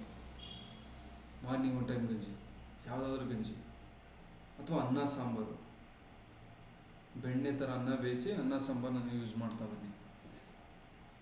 ಸ್ಟಮಕ್ ರಿಲೇಟೆಡ್ ಪ್ರಾಬ್ಲಮ್ ಬೇಗ ಕ್ಯೂರ್ ಆಗುತ್ತೆ. ಅಸಿಡಿಟಿ ಆಗಿರ್ಬೋದು, ಗ್ಯಾಸ್ಟ್ರಿಕ್ ಆಗಿರ್ಬೋದು, ಸ್ಟಮಕಲ್ಲಿ ಹುಣ್ಣುಗಳಾಗಿರ್ಬೋದು, ಎನಿ ಪ್ರಾಬ್ಲಮ್ ಕ್ಯೂರ್ ಆಗ್ತಾ ಬರುತ್ತೆ. ನಾವೇನು ಮಾಡ್ತೀವಿ, ಮಾರ್ನಿಂಗು ಚಿತ್ರಾನ್ನ, ಪುಳಿಯೋಗರೆ, ದೋಸೆ, ಇಡ್ಲಿ. ಅಬ್ಸರ್ವ್ ಮಾಡಿ, ಹಿಂದೆ ನಾವು ತುಂಬ ಚಿಕ್ಕವರಾಗಿದ್ದಾಗ ನಾನು ನೋಡ್ದಂಗೆ ಹಬ್ಬಗಳಲ್ಲಿ ದೋಸೆ ಇಡ್ಲಿ ಮಾಡ್ತಿದ್ರು, ಚಿತ್ರಾನ್ನ ಇವೆಲ್ಲ ಕರೆಕ್ಟ್ ಅಲ್ಲ. ಇನ್ನು ನಮ್ಮ ತಾತ ಅವ್ರನ್ನ ತಗೊಂಡ್ರೆ ಅವರು ಅಷ್ಟೇ ಹಬ್ಬಗಳನ್ನು ಮಾಡ್ತಿದ್ರು. ಇವೆಲ್ಲ ಏನು ಮಾಡುತ್ತೆ ಗೊತ್ತಾ, ಬಾಣಲಿಲಿ ನಾವು ಬೇಯಿಸ್ತೀವಲ್ಲ. ನಮ್ಮ ತಾತ ಇವರೆಲ್ಲ ಗಂಜಿ ಕುಡಿತಿದ್ರು, ನಾವು ಅನ್ನ ಸಾಂಬಾರಿಗೆ ಬಂದಿದ್ದೀವಿ. ನಮ್ಮ ಫ್ಯೂಚರಲ್ಲಿ ಅನ್ನದಲ್ಲಿರೋ ವಾಟರ್ನು ಡ್ರೈ ಮಾಡಿ ತಿಂತಾರೆ. ಹಾಗಾಗಿ ಎವ್ರಿ ಸ್ಪೀಡ್ ಅವರು. ಏನಕ್ಕೆ ಸ್ಪೀಡ್ ಮೈಂಡು, ಎಲ್ಲ ಆ್ಯಕ್ಟಿವ್ ಮಕ್ಕಳು, ಯಾಂಗ್ ಎನರ್ಜಿ, ಹೀಟ್ ಆಗುವಂಥ ಫುಡ್ಗಳನ್ನೇ ಜಾಸ್ತಿ ತಿಂತಾರೆ ಅವರು. ಫಾರಮ್ ಕೋಳಿ ಆಗಿರ್ಬೋದು, ಫಾರಮ್ ಕೋಳಿನೂ yang energy, every fire, function ಜಾಸ್ತಿ. ಒಂದು ನಾಟಿ ಕೋಳಿ 1 kg ಆಗಬೇಕು ಅಂದರೆ ಮಿನಿಮಮ್ 1 ವರ್ಷ ಬೇಕು, ಇಲ್ಲ 1.5 ವರ್ಷ ಬೇಕು. ನಿಧಾನ ಆಗುತ್ತೆ. ಅಂದರೆ ನಿಧಾನಕ್ಕೆ ಹೋಗ್ತಾ ಇದೆ ಅಂದರೆ ಅದು ಕೋಲ್ಡ್ ಎನರ್ಜಿಯ ಲಕ್ಷಣ. ಓಕೆನಾ? ಅದನ್ನು ತಿಂದಾಗ ಆ ಕೋಲ್ಡ್ ಎನರ್ಜಿ ನಿಮಗೆ ಸಪ್ಲೈ ಆಗುತ್ತೆ. ಹೀಟ್ ಜೊತೆಗೆ ಕೋಲ್ಡ್ ಎನರ್ಜಿ ನಿಮಗೆ ಸಪ್ಲೈ ಆಗುತ್ತೆ. ನಿಮ್ಮ ಆರ್ಗನ್ಸು, ನಿಮ್ಮ ಮೈಂಡು, ನಿಮ್ಮ ಒಂದು ಫಂಕ್ಷನ್ನು ಹಾಗೆ ನಿಧಾನಕ್ಕೆ ಹೋಗುತ್ತೆ. ಫಾರಮ್ ಕೋಳಿ 1 kg ಆಗೋದಕ್ಕೆ 40 ದಿನ ಸಾಕು. 1 kg ಅಲ್ಲ, 2 kg ಮಾಡಿಬಿಡ್ತಾರೆ 40 ದಿನಕ್ಕೆ ಇಂಜೆಕ್ಟ್ ಮಾಡಿ. ಅಂದರೆ ಹಾರ್ಟ್ ಬೀಟು, ಸ್ಟಮಕ್ ಡೆವಲಪ್ಮೆಂಟು, ಎಲ್ಲ ಡೆವಲಪ್ಮೆಂಟು ಸ್ಪೀಡ್ ಆಗ್ತು. ಆ ಸ್ಪೀಡ್ ಲಕ್ಷಣ ಏನಂದ್ರೆ ಫಂಕ್ಷನ್ ಬೇಗ ಆಗ್ತು ಅಂದರೆ ಫೈರ್ ಎನಫ್ ಐತೆ ಅಂತ.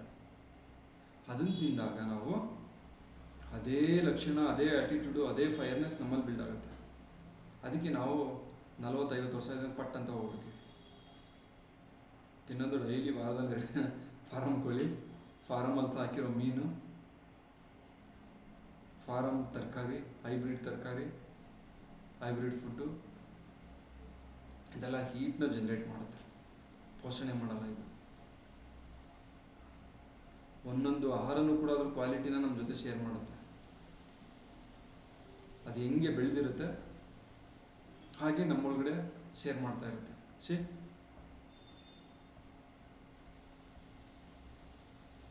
ಉದಾಹರಣೆಗೆ ಕರೆಕ್ಟ್ ಅಲ್ಲ ಹೇಳ್ತಾರದು? ಕರೆಕ್ಟ್ ಇದೆಯಾ ಸರ್? ನಿಮ್ಮ ಹೌದು, ಚೈಲ್ಡ್ಹುಡಲ್ಲಿ ಇದೇ ಕರೆಕ್ಟ್ ಥರದ ಇದೆ. ನಿಮ್ಮ ಮನೆಗಳಲ್ಲಿ ಇದೇ ಥರ ತಾನೇ ಇದ್ದಿದ್ದು ಚಿಕ್ಕದ್ರಲ್ಲಿ, ಇಲ್ಲ ಬೇರೆ ಥರನ ಅಬ್ಸರ್ವ್ ಇಲ್ಲ ಮಾಡಿದ್ರೆ ಇಲ್ಲ, ಹೇಳಿದ್ದು? ನಾವೆಲ್ಲ ಬರೀ ಅನ್ನ ಸಾಂಬಾರೇ ತಿಂತಾ ಇದ್ವಿ ಚಿಕ್ಕವರಿಂದನು. ಓಕೆ, ಉಪ್ಪಿಟ್ಟು ಎಲ್ಲ ಗೊತ್ತೇ ಇರ್ಲಿಲ್ಲ. ಗೊತ್ತಿರಲಿಲ್ಲ. ಕರೆಕ್ಟ್. ಚಿತ್ರಾನ್ನ ಇವೆಲ್ಲ ಯಾವಾಗ ನನ್ ಮಾಡ್ತಿರ್ಲಿಲ್ಲ. ಹಬ್ಬ ಹಬ್ಬಗಳೆಲ್ಲ ಅಷ್ಟೇನೆ. ಹಾ, ನನಗ್ ಬುದ್ಧಿ ಬಂದಂಗೆ ನಂಗೆ ಚಿತ್ರಾನ್ನದ ಬಗ್ಗೆ, ಪಲಾವು ಏನೋ ಇದೆಲ್ಲ ಗೊತ್ತಾಗಿದೆ ನನಗೆ ಒಂದು 13 ವರ್ಷ ಆದ್ಮೇಲೆ. 13 ವರ್ಷ ಆದಮೇಲೆ. ಅದು ಓಕೆ. ಆಮೇಲೆ ಹೋಟೆಲ್ ಎಲ್ಲ ಕಾಣಿಸಿದ್ದು. ನಾನ್ ಚಿಕ್ಕವಳೆಲ್ಲ ಇರ್ಬೇಕಿದ್ರೆ ದಿನ ಅನ್ನ ಸಾಂಬಾರ್ ತಿಂತಾ ಇದ್ವಿ, ಇಲ್ಲಾಂದ್ರೆ ಮೊಸರು ಅನ್ನ, ಇಲ್ಲಾಂದ್ರೆ ರಾಗಿ ಗಂಜಿ ಕುಡಿತಾ ಇದ್ವಿ. ಹ್ಞೂ, ಸಿ ನೋಡಿ. ಚಿತ್ರಾನ್ನ ಎಲ್ಲ ಯಾವತ್ತೂ ತಿಂತಾನೆ ಇರ್ಲಿಲ್ಲ, ನಮ್ಗೆ ಹಿಡಿಸ್ತಾನೂ ಇರ್ಲಿಲ್ಲ. ಹ್ಞೂ ಬೇರೆಯವರೆಲ್ಲ ಸ್ಕೂಲಲ್ಲಿ ತಗೊಂಡ್ ಬಂದ್ರು ನಮ್ಗೆಲ್ಲ ತಿನ್ಬೇಕಂತ ಅನಿಸ್ತಿರ್ಲಿಲ್ಲ. ಅದು ಹೆಣ್ಣೆ ನೋಡಿದ ತಕ್ಷಣನೇ ತಿನ್ಬೇಕು ಅನಿಸ್ತಿರ್ಲಿಲ್ಲ. ಹ್ಞೂ ಹ್ಞೂ. ಈಗಿನವ್ರು ಅದನ್ನೇ ಟ್ರೆಂಡ್ ಮಾಡ್ಕೊಂಡ್ಬಿಟ್ಟಿದ್ದಾರೆ, ದಿನ ಅದೇ ತಿನ್ನೋದು. ಇವಾಗ್ಲೂ ರೀಸೆಂಟ್ ಆಗಿಲ್ಲ ನಾವೆಲ್ಲ ಜಾಸ್ತಿ ಅನ್ನ ಸಾಂಬಾರೇ ತಿಂತೀವಿ ಬೆಳಿಗ್ಗೆ. ಹ್ಞೂ. ಸಿ ನೋಡಿ, ಹಾಸ್ಪಿಟಲ್ ಹೋದಾಗ ಬ್ಲಡ್ ಕಡಿಮೆ ಇದೆ, ಬ್ಲಡ್ಡಲ್ಲಿ ವಿಟಮಿನ್ಸ್ಗಳು ಕಡಿಮೆ ಇದೆ ಅಂತ ಹೇಳ್ತಾರೆ. ಕರೆಕ್ಟ್ ಅಲ್ಲ? ನಮ್ಮ ಹೌದು. ಕಡೆ ಎಲ್ಲ ಊಟ ಮಾಡ್ತಿದ್ವಿ. ಓಕೆ, ಹಾಂ ಹೌದು. ಅದಕ್ಕೆ ನಾನು ನನಗೇನಾದರೂ ಸ್ಟಮಕ್ ಪ್ರಾಬ್ಲಮ್ ಆಗ್ತಾ ಇದೆ ಅಂದಾಗ ಮನೇಲಿ ಗಂಜಿ ಮಾಡಿಸ್ತೀನಿ. ಓಟ್ಸ್ ಅಂತ ಬರುತ್ತೆ, ಓಟ್ಸ್ ಗಂಜಿ ಮಾಡಿಸ್ತೀನಿ. ಇಲ್ಲಾಂದರೆ ಅನ್ನ ಸಾಂಬಾರು. ರೇರು ನಾನು ಚಿತ್ರಾನ್ನ, ಉಪ್ಪಿಟ್ಟು ಎಲ್ಲ ತಿನ್ನೋದು. ಸುಮ್ಮನೆ ಏನಕ್ಕೆ ಹ್ಯಾಂಗ್ ರೈಸ್ ಮಾಡ್ಕೊಳ್ಳೋದು, ಹೀಟ್ ರೈಸ್ ಮಾಡ್ಕೊಳ್ಳೋದು. ಅದರಲ್ಲಿ ಈ ಟೈಮಲ್ಲಿ ನಾನ್ ವೆಜ್ಜು, ಬಿರಿಯಾನಿ ಎಲ್ಲ ಯೂಸ್ ಮಾಡ್ತೀವಿ. ಮಳೆ ಟೈಮು ಗೊತ್ತಾಗುತ್ತೆ ಏನು ಪ್ರಾಬ್ಲಮ್ ಆಗಲ್ಲ ಅಂತ. ಬಟ್ ಬೇಸಿಗೆ ಬಂದಾಗ ಎಲ್ಲವೂ ನೋಡಿ ಅಬ್ಸರ್ವ್ ಮಾಡಿ ಆ ಟೈಮ್ಗೆ ಏನು ಸಿಗುತ್ತೆ ಅದನ್ನು ಜಾಸ್ತಿ ಯೂಸ್ ಮಾಡ್ತೀವಿ. ಹಾಗಾಗಿ ಸಾಕಷ್ಟು ಸಮಸ್ಯೆಗಳಿಂದ ಹೊರಗಡೆ ನಾವು ಇರ್ಬೋದು. ಹಾಸ್ಪಿಟಲ್ಗೆ ಹೋಗೋ ಅವಶ್ಯಕತೆ ಇಲ್ಲ. ಫುಡ್ ಒಂದು ಗೊತ್ತಾದರೆ ನಮಗೆ ಯಾವ ಟೈಮಲ್ಲಿ ಏನು ತಿನ್ನಬೇಕು, ಚಳಿಗಾಲದಲ್ಲಿ ಏನು ತಿನ್ನಬೇಕು, ಮಳೆಗಾಲದಲ್ಲಿ ಏನು ತಿನ್ನಬೇಕು, ಮಕ್ಳುಗಳಿಗೆ ಏನು ಫುಡ್ ಕೊಡಬೇಕು, ಬೇಸಿಗೆಯಲ್ಲಿ ಏನು ಕೊಡಬೇಕು, ಮಳೇಲಿ ಏನು ಕೊಡಬೇಕು, ಚಳಿಲಿ ಏನು ಕೊಡಬೇಕು. ಈ ಫಾರಿನಲ್ಲಿ ಚಳಿಗಾಲ ಬಂದರೆ ಅಲ್ಲಿ ವ್ಯಾಕ್ಸಿನ್ ಕೊಡ್ತಾರಂತೆ. ಫಾರಿನಲ್ಲಿ ತುಂಬ ಚಳಿಗೆ ಸುತ್ತೋಗ್ತಾರೆ, ನಮ್ಮ ಇಂಡಿಯಾದಲ್ಲಿ ತುಂಬ ಬಿಸಿಲಿಗೆ ಸುತ್ತೋಗ್ತಾರೆ. ಬಿಕಾಸ್ ಅಲ್ಲಿ ಹೆವಿ ಕೋಲ್ಡ್. ಆ ಟೈಮಲ್ಲಿ ಏನು ಇನ್ಫೆಕ್ಷನ್ ಆಗಬಾರ್ದು ಅಂತ ಪ್ರತಿ ವರ್ಷನೂ ವ್ಯಾಕ್ಸಿನ್ ಹಾಕ್ತಾರಂತೆ. ಜರ್ಮನ್ ಆಗಿರ್ಬೋದು, ಸ್ವಿಟ್ಜರ್ಲೆಂಡ್ ಆಗಿರ್ಬೋದು, ಈ ಕಡೆ ಎಲ್ಲ. ನಮ್ಮಲ್ಲಿ ವ್ಯಾಕ್ಸಿನ್ ಅನ್ನೋದು ಇರಲಿಲ್ಲ. ವ್ಯಾಕ್ಸಿನ್ ಬದಲು ನಾವೇನು ಯೂಸ್ ಮಾಡ್ತಿದ್ದೋ ಗೊತ್ತಾ? ಆ ಟೈಮ್ಗೆ ನಮಗೆ ಇಮ್ಯುನಿಟಿ ಬೂಸ್ಟ್ ಆಗಬೇಕು ಅಂದರೆ, ನಮಗೆ ಪ್ರೊಟೆಕ್ಷನ್ ಬೇಕು ಅಂದರೆ, ಆ ಸೀಸನಲ್ಲಿ ಏನು ಆಹಾರ ಸಿಗ್ತಿತ್ತು ಅದೇ ನಮಗೆ ವ್ಯಾಕ್ಸಿನ್. ಅರ್ಥ ಆಗ್ತಾ ಇದೆಯಲ್ಲ? ಬೇಸಿಗೆ ಬಂದರೆ ಮ್ಯಾಂಗೋ, ಪಪ್ಪಾಯ, ನೇರಳೆ, ಇನ್ನೇನೋ ಮುಂಗಾರು ಸ್ಟಾರ್ಟ್ ಆಗ್ತಾ ಇದೆ. ಆ ಟೈಮಲ್ಲಿ ಅವೆಲ್ಲವೂ ಬಾಡಿನ ಹೀಟ್ ಮಾಡ್ತಿತ್ತು. ವ್ಯಾಕ್ಸಿನ್ ಅದು. ಹಾಗೆಯೇ ಈ ಮಳೆಗಾಲದಲ್ಲಿ ಅದೇ ಫುಡ್ಡು ಮೇನಾಗಿ ಸಿಗ್ತಿತ್ತು. ಈ ಟೈಮಲ್ಲಿ ಕರಳಂತ ಬರುತ್ತೆ, ಈ ಬಿದ್ರಲ್ಲಿ ಬರುತ್ತೆ ಗೊತ್ತಾ? ಬಿದ್ರಲ್ಲಿ ಅಕ್ಕಿ ರೀತಿ ಬರುತ್ತೆ, ನೋಡಿದ್ದೀರಾ? ಯಾರಾದರೂ ಗೊತ್ತಿದೆಯಾ? ಕರಳು ಅಂತೀವ ಅಥವಾ ಇನ್ನೊಂದು ಏನಾದರೂ ನೇಮ್ ಕೊಡ್ತೀವ? ಕಳ್ಳಲ್ಲೇ ಅಂತ ನಾನು. ಹಾಂ, ಕರಳೆಲೆ. ಈ ಟೈಮಲ್ಲಿ ಯಥೇಚ್ಛವಾಗಿ ಸಿಗುತ್ತೆ ಕರಳೆಲೆ. ಸಿಗ್ತಿತ್ತು, ಈಗ ಸಿಗುತ್ತೆ ಇಲ್ವೋ ಗೊತ್ತಿಲ್ಲ. ಐ ಥಿಂಕ್ ಬ್ಯಾಂಗ್ಳೂರ್ ಕಡೆನೂ ಸಿಗುತ್ತೆ ಮಾರ್ಕೆಟಲ್ಲಿ. ಕರಳೆಲೆ ಅಂತ ನಾವು ಹೇಳ್ತೀವಿ. ಅದು ಒಂದು ರೀತಿ ಅಕ್ಕಿ ಟೈಪ್ ಸಿಗ್ತಿತ್ತು. ಈ ಟೈಮಲ್ಲಿ ಮೇನ್ ಫುಡ್ ಅದು. ಅಟ್ಲೀಸ್ಟ್ 10 ಡೇಸ್ಗೆ ಒಂದ್ಸರಿನಾದರೂ ಯೂಸ್ ಮಾಡ್ತಿದ್ರು ನಮ್ಮ ಕಡೆ. ಅದನ್ನು ತಿಂದರೆ ಈ ಮಳೆಗಾಲದಲ್ಲಿ ಬಾಡಿನ ವಾಮಾಗಿ ಇಟ್ಕೊಳ್ತಿತ್ತು ಅದು. ಆಗ ಇನ್ಫೆಕ್ಷನ್ ಅಟ್ಯಾಕ್ ಆಗ್ತಿರ್ಲಿಲ್ಲ. ಈ ಟೈಮಲ್ಲಿ ನಾವೇನು ಬೆಲ್ಲ, ಕೊಬ್ಬರಿ ಜೊತೆಗೆ ಕಡಲೆಪುರಿ ತಿಂತಿದ್ವು ನಾವು. ಕಾಯಿ ಕಡಲೆಪುರಿ ಎಲ್ಲ. ಮಳೆ ಬಂತು ಅಂದರೆ ಮನೇಲಿ ಕಡಲೆಪುರಿ ತರಿಸ್ಬಿಡ್ತಿದ್ರು. ಖಾರ ಕಡಲೆ, ಹುರ್ಗಡ್ಲೆ, ಅವೆಲ್ಲ ಬಾಡಿನ ಹೀಟ್ ಮಾಡ್ತಿತ್ತು. ವಾಮಾಗಿಡೋದಕ್ಕೆ ಸಹಾಯ ಮಾಡ್ತಿತ್ತು. ಅದ್ರ ಜೊತೆಗೆ ಈ ಮಳೆಗಾಲದಲ್ಲಿ ಮೇನು ನಮಗೆ ಚಿಕ್ಕ ಮಕ್ಕಳಾಗಿದ್ದಾಗ ಸೈಡ್ಸ್ ಫುಡ್ ಏನು ಗೊತ್ತಾ? ನೆನಪಿದೆಯಾ? ಮನೆ ಫುಡ್ಡು ಅಮ್ಮ ಮಾಡ್ಕೊಡ್ತಿದ್ರು, ತುಂಬ ಟೇಸ್ಟಿಯಾಗಿರ್ತಿತ್ತು. ಈ ಹುರುಳಿಕಾಳು ಬರುತ್ತೆ ಗೊತ್ತಾ? ಅವರೆ, ಹುರುಳಿ, ತಣ್ಣಿಕಾಳು ಇವೆಲ್ಲನೂ ಬಾಣಲಿರೋದಕ್ಕೆ ಕೊಡ್ತಿದ್ರು ನಮಗೆ. ಯೂಸ್ ಮಾಡಿದ್ದೀರಾ ಸರ್? ಇಲ್ಲ ನಮ್ಮ ಕಡೆ ಮಾತ್ರನಾ ಅದು? ಮಾರುತಿ ಸರ್, ನಿಮ್ಮ ಕಡೆ ನಾನು ಸರ್ ನಮ್ಮ ಕಡೆನೂ ತಿಂತೀವಿ ಹುರುಳಿಕಾಳು. ಹಾಂ, ಮಳೆಗಾಲದಲ್ಲಿ ಮಾತ್ರ ಹಾ ಕೊಡೋದು. ನಮ್ಮ ಕಡೆ ಯೂಸ್ ಮಾಡಿದೀವಿ ಸರ್. ಇದನ್ನ ತಿಂದಾಗ ಅದು ಡ್ರೈ ಐಟಮ್ಸ್ ಅಬ್ಸರ್ವ್ ಮಾಡಿ, ಬಾಣಲಿ ಮೇಲೆ ಹುರಿದಾಗ ಫೈರ್ ಜಾಸ್ತಿ ಆಗಿ ಅದು ಡ್ರೈ ಐಟಮ್. ಅದನ್ನೇನಾದ್ರೂ ತಿಂದ್ರೆ ನಿಮ್ಮ ಮಗುಗೆ ಕೋಲ್ಡಿಂದ ಏನೇ ಸಿಂಟಮ್ಸ್ ಇದ್ರೆ ಕಡಿಮೆ ಆಗ್ಬಿಡ್ತಿತ್ತು. ಈ ಟೈಮಲ್ಲಿ ಅದೆಲ್ಲ ನೋಡಲ್ಲ. ಮಳೆ ಬೀಳ್ತಾ ಇರಲಿ 2 ಬಾಳೆಹಣ್ಣು ಕೊಡಲೇಬೇಕು, ಒಂದು ಸೇಬ್ ಕೊಡಲೇಬೇಕು, ಹಾಲಂತೂ ಕೊಡಲೇಬೇಕು, ಅದು ಡೈರಿ ಪ್ಯಾಕೆಟ್ ಹಾಲು. ಇಷ್ಟೆಲ್ಲ ಪ್ರಾಬ್ಲಮ್ಸ್ಗಳು ಈ ಥರ ಫುಡ್ಡು ಏನು ಅನ್ನೋದು ಗೊತ್ತಿಲ್ಲದೇ ನಮಗೆ ಅನ್ಹೆಲ್ತಿ ಆಗ್ತೈತೆ ಹೊರತು ಬೇರೆ ಇನ್ನೇನೂ ಅಲ್ಲ. ಜಸ್ಟ್ ಸಿಂಪಲ್ ಆಗಿ ಇವೆಲ್ಲ ಚೇಂಜಸ್ ಮಾಡ್ಕೊಳ್ತಾ ಬಂದರೆ ಸಣ್ಣ ಪುಟ್ಟ ಪ್ರಾಬ್ಲಮ್ ಹಾಸ್ಪಿಟಲ್ ಕಡೆ ಮುಖ ಮಾಡೋ ಅವಶ್ಯಕತೆನೇ ಇಲ್ಲ, ಪ್ರಾಬ್ಲಮ್ಸೇ ಬರಲ್ಲ. ಆ ರೀತಿ ನಾವು ಮೇಂಟೈನ್ ಮಾಡ್ಬೋದು. ಓಕೆನಾ? ಹಾಗೆ ಬಾಡಿಯಲ್ಲಿ ಯಾವುದೇ ಹೀಟ್ ಸಿಂಪ್ಟಮ್ಸ್ ಆದರೂ ಕೂಡ ನಾವು ಇದರಲ್ಲಿ ಕ್ಯೂರ್ ಮಾಡ್ತಾ ಬರ್ಬೋದು. ಹಾಗೆಯೇ ನಿಮ್ಗೆ ಯಾರಿಗಾದ್ರೂ ನಿದ್ರೆ ಬರ್ತಾ ಇಲ್ಲ ಅಂದರೆ ಎಡಗೈ ತೋರ್ಬೆಳಗ್ಗೆ ಇಲ್ಲೊಂದು ಪಾಯಿಂಟು, ಬಲಗೈ ತೋರ್ಬೆಳಗ್ಗೆ ಇಲ್ಲೊಂದು ಪಾಯಿಂಟು, ಹೀಗೆ ಹಾಕ್ಬಿಟ್ರೆ 1 ವೀಕ್ ಆಗ್ತಾ ಬನ್ನಿ, ಕಂಪ್ಲೀಟ್ ಡೀಪ್ ಸ್ಲೀಪ್ ಹೋಗ್ತೀರಾ. ಬ್ಲಡ್ ಹೆಚ್ಚಾಗುತ್ತೆ ಮೈಂಡಲ್ಲಿ. ಬ್ಲಡ್ ಹೆಚ್ಚಾಗಿದಾಗ ನೈಟಲ್ಲಿ ಏನಾಗುತ್ತೆ ಅಂದರೆ ಅದು ಕೋಲ್ಡ್ ಆಗುತ್ತೆ. ಕೋಲ್ಡ್ ಆದಾಗ ಡೀಪ್ ಸ್ಲೀಪ್ ಹೋಗ್ತೀರಾ. ಬ್ಲಡ್ಡೇ ಇಲ್ಲ ಅಂದಾಗ ಅಲ್ಲಿ ಬೆಂಕಿ ಉರಿತಾ ಇರುತ್ತೆ, ಹಂಗೆ ನಿದ್ರೆ ಬರಲ್ಲ.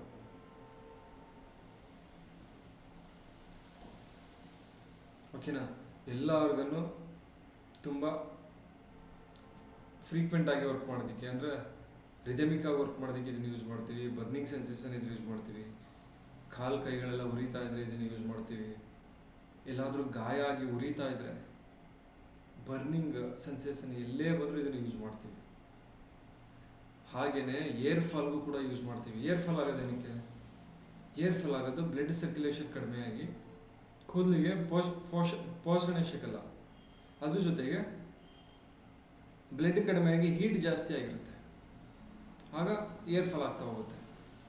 ಕೆಲವೊಂದು ಬೈ ಬರ್ತೆ ಅವ್ರ ಬಾಡಿ ಹ್ಯಾಂಗ್ ಎನರ್ಜಿ ಇರುತ್ತೆ, ಅವ್ರಿಗೇನು ಮಾಡೋದಕ್ಕಾಗಲ್ಲ. ವಾತ ಪಿತ್ತ ಕಫ ಅಂತ ಹೇಳ್ತೀವಿ. ಈ ಪಿತ್ತ ಪ್ರಕೃತಿ ದೇಹ ನಾರ್ಮಲ್ ಆಗಿ ಏರ್ ಫಾಲ್ ಆಗ್ತಾ ಹೋಗುತ್ತೆ. ಆದರೆ ತುಂಬ ಚೆನ್ನಾಗಿರೋ ಕೂದಲುಗಳು ಉದುರುತ್ತಲ್ಲ ನೋಡಿ, ಅವ್ರಿಗೇನು ಪ್ರಾಬ್ಲಮ್ ಅಂದರೆ ಬ್ಲಡ್ ಕಡಿಮೆ ಆಗಿರುತ್ತೆ ಮತ್ತು ಹೀಟ್ ಜಾಸ್ತಿ ಆಗಿರುತ್ತೆ. ಆ ಟೈಮಲ್ಲಿ ಇವೆರಡು ಕೈಗಳಿಗೆ ಅಥವಾ ಹೆಬ್ಬೆರಳು ಬ್ಯಾಕ್ ಸೈಡು ಗ್ರೀನ್ ಕಲರ್ ಆಗ್ತಾ ಬಂದರೆ ಏರ್ ಫಾಲ್ ಕಡಿಮೆ ಆಗುತ್ತೆ.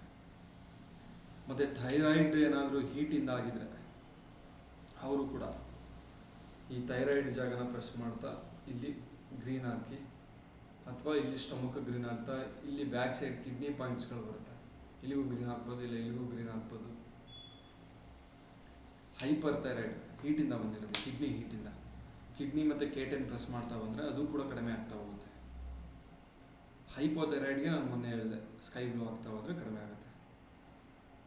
ಹೀಗೆ ನಾವು ಇದನ್ನು ಯೂಸ್ ಮಾಡ್ಬೋದು. ಹಾಗೆಯೇ ಮಾನಸಿಕವಾಗಿ ಎಲ್ಲೆಲ್ಲಿ ಯೂಸ್ ಮಾಡ್ಬೋದು ಅಂದರೆ, ಒಂದು ಹುಡುಗನ ಕರ್ಕೊಂಡು ಹೋಗ್ತಾ ಇರ್ತೀರಾ ಹುಡುಗಿ ನೋಡೋದಕ್ಕೆ, ಒಂದು 10 ಜನ ಹುಡುಗಿ ನೋಡಿದ್ದಾನೆ, ಹೋಗ್ತಾ ಇಲ್ಲ, ಚೆನ್ನಾಗಿಲ್ಲ ಅಂತ ಹೇಳ್ತಾ ಇದ್ದಾನೆ. ಏನೇನೋ ಕಾರಣ ಹುಡುಕಿ ಸಂಬಂಧ ದೂರ ಮಾಡ್ತಾ ಇದ್ದಾನೆ.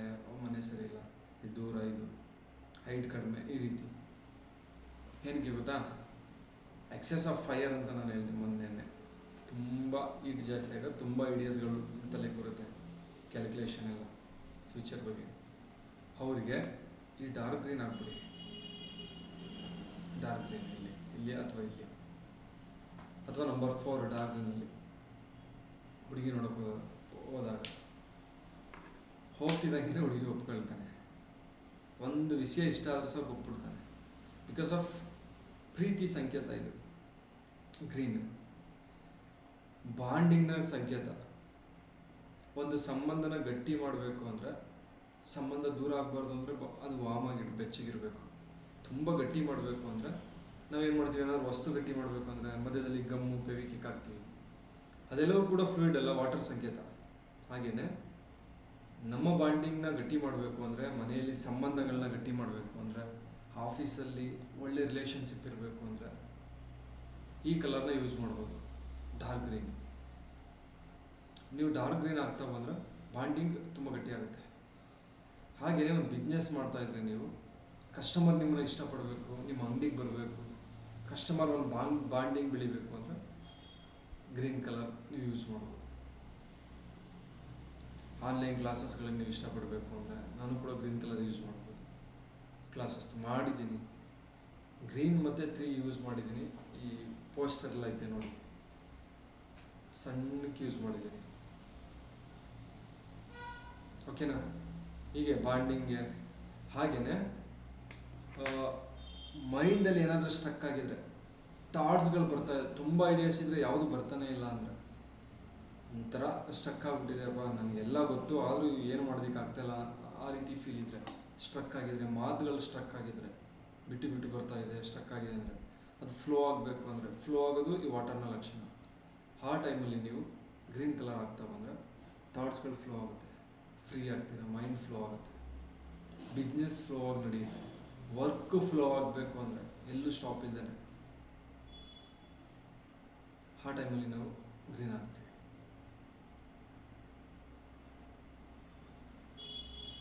ಓಕೆನಾ? ಇಷ್ಟಕ್ಕೆ ಗ್ರೀನ್ ಕಲರ್ ಬಳಸ್ತಾ ಹೋಗ್ತೀವಿ. ಅಕಸ್ಮಾತ್ ಗ್ರೀನ್ ಅಂದರೆ ವಾಟರಿಂದ ಏನಾದರೂ ನಾವು ಪ್ರಾಬ್ಲಮ್ ಆಗ್ತಾ ಇದ್ರೆ, ಕೋಲ್ಡ್ ಜಾಸ್ತಿ ಆಗಿ, ನಾವು ಯಾವ ಕಲರ್ನ ಯೂಸ್ ಮಾಡ್ತೀವಿ ಅಂದರೆ ಯೆಲ್ಲೋ ಕಲರ್. ಈ ಬೆರಳಿಗೆ ಯೆಲ್ಲೋ ಕಲರ್ ಆದರೆ ವಾಟರ್ ಕಡಿಮೆ ಆಗ್ತಾ ಹೋಗುತ್ತೆ, ಅಥವಾ ಎಂಟೈರ್ ಪಾಮ್ಗೆ. ಏನು ಕಾರಣ ಅಂತ ಇಮ್ಯಾಜಿನ್ ಮಾಡಬೇಕು, ಫಸ್ಟ್ ಹೇಳಬೇಕು ಈ ಕಾರಣಕ್ಕೆ ಆಗ್ತಾ ಇದೆ ಅಂತ. ಓಕೆನಾ? ಎಸಿಡಿಟಿ ಇತ್ತು, ವಾಟರ್ ಫ್ಲೋ ಜಾಸ್ತಿ ಇರುತ್ತೆ ಸ್ಟಮಕಲ್ಲಿ, ಇಲ್ಲಿಗೆ. ತಲೆ ತುಂಬ ಭಾರ, ಶೀತ ನೆಗಡಿ ಆಗಿದೆ, ಎಲ್ಲಿಗೆಲ್ಲೋ ವಾಟರ್ ಕಡಿಮೆ ಆಗುತ್ತೆ. ಕೆಮ್ಮಿದೆ, ನೆಗಡಿ ಇದೆ, ಲಂಗ್ಸ್ಗೆಲ್ಲೋ, ಇಲ್ಲಿಗೆ. ಎಲ್ಲಿ ಗ್ರೀನ್ ಹಾಕಿದ್ರೆ ಅಲ್ಲಿಗೆಲ್ಲೋ, ಅಥವಾ ಇಲ್ಲಿ ಪೂರ್ತಿ ಎಲ್ಲೋ. ತುಂಬ ಬೇದಿ ಆಗ್ತಾ ಇದೆ, ನಾನ್ ಸ್ಟಾಪ್ ಬೇದಿ ಆಗ್ತಾ ಇದೆ ಪಾಪುಗೆ ಅಂದಾಗ ಎಂಟೈರ್ ಪಾಮ್ಗೆ ಯೆಲ್ಲೋ ಕಲರ್ ಹಾಕ್ಬಿಡಿ. ವಿತಿನ್ 24 ಅವರ್ಸಲ್ಲಿ ಬೇದಿ ಸ್ಟಾಪ್ ಆಗುತ್ತೆ. 2 ಸರಿ ನನ್ನ ಮಗಳಿಗೆ ಟ್ರೈ ಮಾಡಿದ್ದೀನಿ, ಹಾಸ್ಪಿಟಲ್ ಕರ್ಕೊಂಡು ಹೋಗ್ತಾನೆ. ಬೇದಿ ಆಗುವಾಗ, ಬೇದಿ ಏನಕ್ಕಾಗುತ್ತೆ? ಸ್ಟೊಮಕ್ ಕೋಲ್ಡ್ನೆಸ್ಸಿಂದ, ಇಲ್ಲ ಎಕ್ಸೆಸ್ ಆಫ್ ಹೀಟಿಂದ. ಈ ಯೆಲ್ಲೋ ಕಲರ್ ಬಂದು ಮಣ್ಣಿನ ಸಂಕೇತ, ಭೂಮಿ ಸಂಕೇತ. ಭೂಮಿ ಏನು ಮಾಡುತ್ತೆ? ಏನೇ ಫ್ಲೋ ಆದರೂ ಅದನ್ನು ಹಿಡಿದಿಡುತ್ತೆ. ಓಕೆನಾ? ಇಲ್ಲಿಗೆ ನೀವು ಆಗ್ತೀರಾ ಅಂದರೆ ಎಲ್ಲ ಕರಳುಗಳು, ದೊಡ್ಡ ಕರಳು, ಸಣ್ಣ ಕರಳು, ಸ್ಟಮಕ್ ಎಲ್ಲ ಕವರ್ ಆಗುತ್ತೆ. ಫ್ಲೋ, ಈ ಕೋಲ್ಡಿಂದ ಫ್ಲೋ ಆದರೂ ವಾಟರ್ನ ಕಡಿಮೆ ಮಾಡುತ್ತೆ. ಎಲ್ಲಾದ್ರೂ ನೀರು ನಿಂತಿದೆ ಅಂದರೆ ನಾವೇನಾಗ್ತೀವಿ? ಮಣ್ಣು ಹಾಕ್ತೀವಲ್ವಾ? ಹಾಗೆಯೇ ಬೇದಿ ಆಗ್ತಾ ಇದೆ ಅಂದರೆ ಕೋಲ್ಡಿಂದ ನೀವು ಯೆಲ್ಲೋ ಕಲರ್ ಆಗ್ತಿದ್ದಂಗೆ ಸ್ಟಾಪ್ ಆಗುತ್ತೆ. ಹೀಗೆ ಎಲ್ಲೇ ವಾಟರ್ ಜಾಸ್ತಿ ಆದರೂ ಕೂಡ ನಾವು ಯೆಲ್ಲೋ ಕಲರ್ ಹಾಕಿ ಅದನ್ನು ಸ್ಟಾಪ್ ಮಾಡ್ಬೋದು. ಓಕೆನಾ? ಹಾಗೆಯೇ ಎಕ್ಸೆಸ್ ಆಫ್ ಬ್ಲೀಡಿಂಗ್ ಆಗ್ತಾ ಇರುತ್ತೆ ಮೆನ್ಸಸ್ ಟೈಮಲ್ಲಿ, ಲೇಡೀಸ್ ಪ್ರಾಬ್ಲಮ್ಸಲ್ಲಿ, ಅವರು ಕೂಡ ಇಲ್ಲಿ ಯೆಲ್ಲೋ ಕಲರ್ ಆದರೆ ಬ್ಲೀಡಿಂಗ್ ಕಡಿಮೆ ಆಗುತ್ತೆ, ಸ್ಟಾಪ್ ಆಗುತ್ತೆ. ನೈಟ್ ಯೂರಿನೇಷನ್ ಯಾರಾದರೂ ಮಾಡ್ತಾ ಇದ್ರೆ, ತುಂಬ ದೊಡ್ಡವರು ಮಾಡ್ತಾರೆ night, bed urination, bed wetting, bed urination ಮಾಡ್ತಾರೆ. ಮಕ್ಕಳುಗಳಿಗಾಗಲಿ ತುಂಬ 5-6 ವರ್ಷ ಆದರೂ ಕೂಡ, 10 ವರ್ಷ ಆದರೂ ಕೂಡ ಮಾಡ್ತಾ ಇರ್ತಾರೆ. ಆ ಟೈಮಲ್ಲಿ ಡೈಲಿ ನೈಟ್ ಮಲಗುವಾಗ ಇಲ್ಲಿಗೆಲ್ಲೋ ಯುಟರಸ್ ಅಥವಾ ಓವರೀಸ್ಗೆ ಯೆಲ್ಲೋ ಕಲರ್ ಆದರೂ ಕೂಡ, ಆ ಜಾಯಿಂಟ್ಸ್ ಎಲ್ಲಿ ಬರುತ್ತೆ ನೋಡಿ, ಯುಟರಸ್ ಮತ್ತು ಓವರೀಸ್, ಅಲ್ಲಿಗೆ ಯೆಲ್ಲೋ ಕಲರ್ ಆಗ್ತಾ ಬನ್ನಿ, ಯೂರಿನೇಷನ್ ಕಡಿಮೆ ಆಗುತ್ತೆ.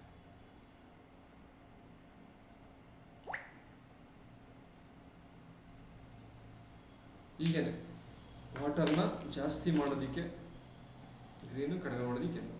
ಈಗ ನಾವು ಯೂಸ್ ಮಾಡ್ತಾ ಹೋಗ್ತೀವಿ. ಓಕೆನಾ? ಎನಿ ಕ್ವಶನ್ಸ್ ಇದರಲ್ಲಿ? Any doubts? ನಾನು ಡೌಟ್ಸ್ ಇದ್ರೆ ಕೇಳಿ, ಇಲ್ಲಾಂದ್ರೆ ನೆಕ್ಸ್ಟ್ ಕಲರ್ಸ್ಗೆ ಹೋಗೋಣ. ಸರ್, ಮೈಂಡ್ ಸ್ಟ್ರಕ್ ಎಲ್ಲ ಇದು ಫ್ಲೋ ಆಗೋದಕ್ಕೆ ಕಲರ್ ಎಲ್ಲಿ ಹಾಕ್ಬೇಕು ಅಂತ ಗೊತ್ತಾಗ್ಲಿಲ್ಲ ಸರ್. ಗ್ರೀನ್ ಕಲರ್ ಮೈಂಡ್ ಅದೇ ಸ್ಟ್ರಕ್ ಆಗಿರೋದು ಫ್ಲೋ ಆಗ್ಲಿಕ್ಕೆ ಎಲ್ಲಿ ಹಾಕ್ಬೇಕು ಅಂತ ಗೊತ್ತಾಗ್ಲಿಲ್ಲ ಸರ್. ಇಲ್ಲಿಗೆ ಹಾಕಿ ಮಾಡಿ. ಈ ಬೆರಳು ಹಿಂದೆನೂ ಹಾಕ್ಬೋದು ನೀವು, ಇಲ್ಲಿ ಇದ್ರ ಹಿಂದೆನೂ ಹಾಕ್ಬೋದು, ಅಥವಾ ನಂಬರ್ 4 ಗ್ರೀನ್ ಅಂತಾನೂ ಕೂಡ ಬರೀಬೋದು, ವರ್ಕ್ ಆಗುತ್ತೆ. ನಂಬರ್ 4 ಬರಿಬೇಕು ಸರ್. ನಂಬರ್ 4 ಗ್ರೀನ್ ಅಂತ ಬರೆದ್ರೂ ವರ್ಕ್ ಆಗುತ್ತೆ, ಅಥವಾ ಇಲ್ಲೊಂದು ಪಾಯಿಂಟ್ ಹಾಕಿದ್ರೂ ಕೂಡ ವರ್ಕ್ ಆಗುತ್ತೆ. ಹೆಬ್ಬೆರಳಿಂದ ಇದು ಎಂಟೈರ್ ಬಾಡಿ ಅಂತ ತಗೊಂಡ್ರೆ ನಮ್ಮ ತಲೆ ಇಲ್ಲಿ, ಈ ಯಾಂಗ್ ಬ್ರೈನ್ಗೆ ಹಾಕ್ಬಿಟ್ರೆ ಕಂಪ್ಲೀಟ್ ಎಲ್ಲದಕ್ಕೂ ಆದಂಗೆ. ಹಾಗೆಯೇ ಈ 2 ಬೆರಳನ್ನ ನಾವು ಬಾಡಿ ಅಂತ ತಗೊಂಡ್ರೆ ಬ್ಯಾಕ್ ಸೈಡ್ ತಲೆ ಬರುತ್ತೆ.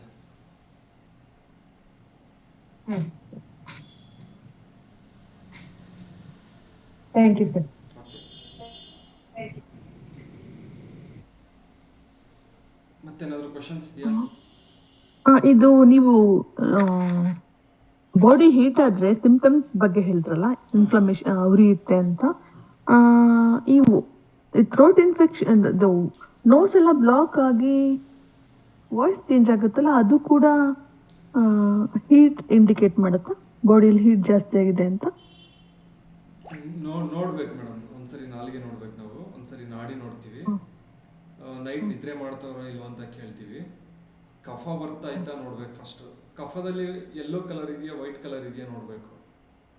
ವೈಟ್ ಕಲರ್ ಬಂದು ಕ್ವಾಂಟಿಟಿ ಜಾಸ್ತಿ ಬಂದರೆ ಕೋಲ್ಡ್ ಇರುತ್ತೆ, ಯೆಲ್ಲೋ ಕಲರ್ ಬಂದು ಕ್ವಾಂಟಿಟಿ ಕಡಿಮೆ ಇದ್ದರೆ ಹೀಟ್ ಇರುತ್ತೆ. ನಾರ್ಮಲಾಗಿ ಈ ಟೈಮಲ್ಲಿ ಪ್ರಾಬ್ಲಮ್ ಆದರೆ ಕೋಲ್ಡೇ ಇರುತ್ತೆ. ಓಕೆನಾ? ನೋಸ್ ಬ್ಲ್ಯಾಕ್ ಅಂದ್ರೇ ಕೋಲ್ಡೇನೆ ಆಲ್ಮೋಸ್ಟ್.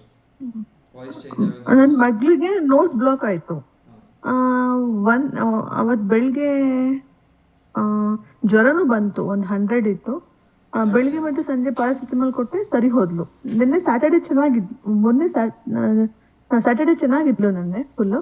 ಒಂದ್ ಸ್ವಲ್ಪ ನೋಸ್ ಬ್ಲಾಕ್ ಆಗಿತ್ತು. ಬಟ್ ಇವತ್ ಬೆಳಿಗ್ಗೆ ಇದ್ರೆ ಜಾಸ್ತಿ ನೋಸ್ ಬ್ಲಾಕ್ ಆಗಿ ರನ್ನಿಂಗ್ ನೋಸ್ ತರ ಸ್ವಲ್ಪ ಬಂತು. ಆಮೇಲೆ ಬೆಳಿಗ್ಗೆ ಜ್ವರನೂ ಬಂದ್ಬಿಟ್ಟು 100. ಕೋಲ್ಡೇನೆ ಮೇಡಮ್. ಬಟ್ ವಾಯ್ಸ್ ಚೇಂಜ್ ಆಗ್ತಾ ಇದೆ, ಗಂಟ್ಲಲ್ಲಿ ವಾಯ್ಸ್ ಚೇಂಜ್ ಆಯ್ತು. ಓಕೆ, ಸೊ ನನ್ಗೆ ಯೆಲ್ಲೋ ಕಲರ್ ಆಗ್ತಾ ಬನ್ನಿ, ಇಲ್ಲಿ ಇಲ್ಲಿ ಇಲ್ಲಿ ಮತ್ತೆ ಈ ಪಾಮ್ ಇಲ್ಲಿ. ಓಕೆನಾ? ಕಂಪ್ಲೀಟಾಗಿ ಈ ಕಡೆ ಎಲ್ಲ ಎಲ್ಲೋ ಹಾಕಿ, ಸ್ಟಮಕ್ಗೆ ಎಲ್ಲೋ ಹಾಕಿ, ಈ ಪಾಯಿಂಟ್ ಪ್ರೆಸರ್ ಮಾಡ್ತಾ ಬನ್ನಿ. ಇಲ್ಲಿ ಒಂದು 30-40 ಸರಿ ಇಲ್ಲೂ ಪ್ರೆಸರ್ ಮಾಡಿ ಸ್ಟಮಕ್ ಪಾಯಿಂಟಲ್ಲಿ, ಮತ್ತು ಇಲ್ಲೆಲ್ಲ ಡೈಲಿ ಪ್ರೆಸರ್ ಮಾಡ್ತಾ ಬನ್ನಿ. ಓಕೆನಾ? ನೈಟ್ ಮಲಗುವಾಗ ಈ ಶುಂಠಿನ ಜಜ್ಜಿ ಇಲ್ಲಿಗೆ ಹಾಕಿ ಫ್ಲಾಶ್ಟಾಗಿ ಅಂಟಿಸಿ, ಆಗಲಿಲ್ಲ ಸ್ವಲ್ಪ ರಸ ಹಾಕಿ, ಇಲ್ಲ ಅಂದರೆ ವಿಕ್ಸ್ ಸವರಿ ಇಲ್ಲಿಗೆಲ್ಲ. ಓಕೆನಾ? ಅಕಸ್ಮಾತ್ ಥ್ರೋಟು ಇನ್ಫೆಕ್ಷನ್ ಆಗಿದೆ, ಕೆಮ್ಮು ಬರ್ತಾ ಇದೆ ಅಂದರೆ ಇಲ್ಲಿಗೆಲ್ಲ ಬ್ಲ್ಯಾಕ್ ಹಾಕಿ, ಇಲ್ಲ ರೆಡ್ ಕಲರ್ ಹಾಕಿ, ಇನ್ನೂ ಎಫೆಕ್ಟಿವ್ ಆಗಿ ವರ್ಕ್ ಆಗುತ್ತೆ. ಸ್ಕೈ ಬ್ಲೂ, ಬ್ಲ್ಯಾಕ್, ರೆಡ್ ಮೂರೂ ಹಾಕ್ಬೋದು ಕೋಲ್ಡ್ಗೆ. ಓಕೆನಾ? ರೆಡ್ ಮತ್ತು ಸ್ಕೈ ಬ್ಲೂ ಹಾಕಿ, ಸಡನ್ನಾಗಿ ಹೀಟ್ ರೈಸ್ ಆಗುತ್ತೆ. ಯಾವುದೋ ಆಲ್ಟರ್ನೇಟ್ ಒನ್ ಡೇ ಹಾಕಿ ಹಾಕ್ತಾ ಹೋಗಿ ಈ ರೀತಿ, ಎರಡು ಕೈಗೆ ಸೇಮ್. Left right. ಓಕೆನಾ? K3 ಮತ್ತೆ ಲಿವರ್ 3 ಪ್ರೆಸ್ ಮಾಡಿದ್ರೆ ಎಷ್ಟು ದಿನ ಆಯ್ತು ಪ್ರೆಸ್ ಮಾಡಿ? ಆಲ್ರೆಡಿ 3 days ಆಯ್ತು ಅನ್ಕೊಂಡೆ, 3-4 days ಆಯ್ತು. ಇನ್ನೊಂದ್ಸರಿ ಪ್ರೆಸ್ ಮಾಡಿ ಮೇಡಮ್, ಇನ್ನೊಂದ್ಸರಿ ಪ್ರೆಸ್ ಮಾಡಿ ಇವತ್ತು. ನಾನ್ ಇಷ್ಟ ದಿನ ಅಬ್ಸರ್ವ್ ಮಾಡಿದ್ದು, ಅವಳು ಇವಾಗ ಕೋಲ್ಡ್ ಆಯ್ತು ಅಂತ ಹೇಳಿದ್ರೆ ರನ್ನಿಂಗ್ ನೋಸ್ ಸ್ಟಾರ್ಟ್ ಆಗುತ್ತಲ್ಲ, ಮೂಗಲ್ಲಿ ಹರಿಯೋಕ್ ಫೀಲ್ ಆಗುತ್ತೆ, ಮತ್ತೆ ಉಸಿರಾಡ್ದಾಗ ಒಂಥರ ಲಿಕ್ವಿಡ್ ಬಂದು ಸ್ಟ್ರಕ್ ಆಗ್ತಿದೆ ಅನ್ನೋ ತರ ಫೀಲ್ ಆಗ್ತಾ ಇತ್ತು ನೋಸ್ ಅವಳು ಉಸಿರಾಡ್ದಾಗ. ಬಟ್ ಇವಾಗ ಅಬ್ಸರ್ವ್ ಮಾಡ್ತಿರೋದು ಹೆಂಗಿದೆ ಅಂತ ಹೇಳಿದ್ರೆ, ಏನೋ ಡ್ರೈ ಆಗ್ಬಿಟ್ಟಿದೆ ಅನ್ಸುತ್ತೆ, ಉಸಿರಾಡಕ್ ಆಗ್ತಿಲ್ಲ ಅನ್ಸುತ್ತೆ ಮಲ್ಕೊಂಡಾಗ ಅಂತ ಫೀಲ್, ಅಂದ್ರೆ ಆತರ ಅನಿಸ್ತಾ ಇತ್ತು ನನ್ಗೆ. ಅದಕ್ಕೆ ನೀವು ಹೇಳಿದ್ರಲ್ಲ ಹೀಟ್ ಆಗಿದ್ರು ಪ್ರಾಬ್ಲಮ್ ಆಗುತ್ತೆ ಅಂತ. ನಾಲಿಗೆ ನೋಡಿ, ಫುಲ್ ಸೆಂಟ್ರಲ್ಲಿ ವೈಟ್ ಇತ್ತು ಅಂದ್ರೆ ಕೋಲ್ಡ್ ಇರುತ್ತೆ, ತುಂಬ ವೈಟ್ ಇತ್ತು ಅಂದರೆ. ಇಲ್ಲ ಸ್ವಲ್ಪ ರೆಡ್ ಇದೆ ಅಂದರೆ ಹೀಟ್ ಇರುತ್ತೆ.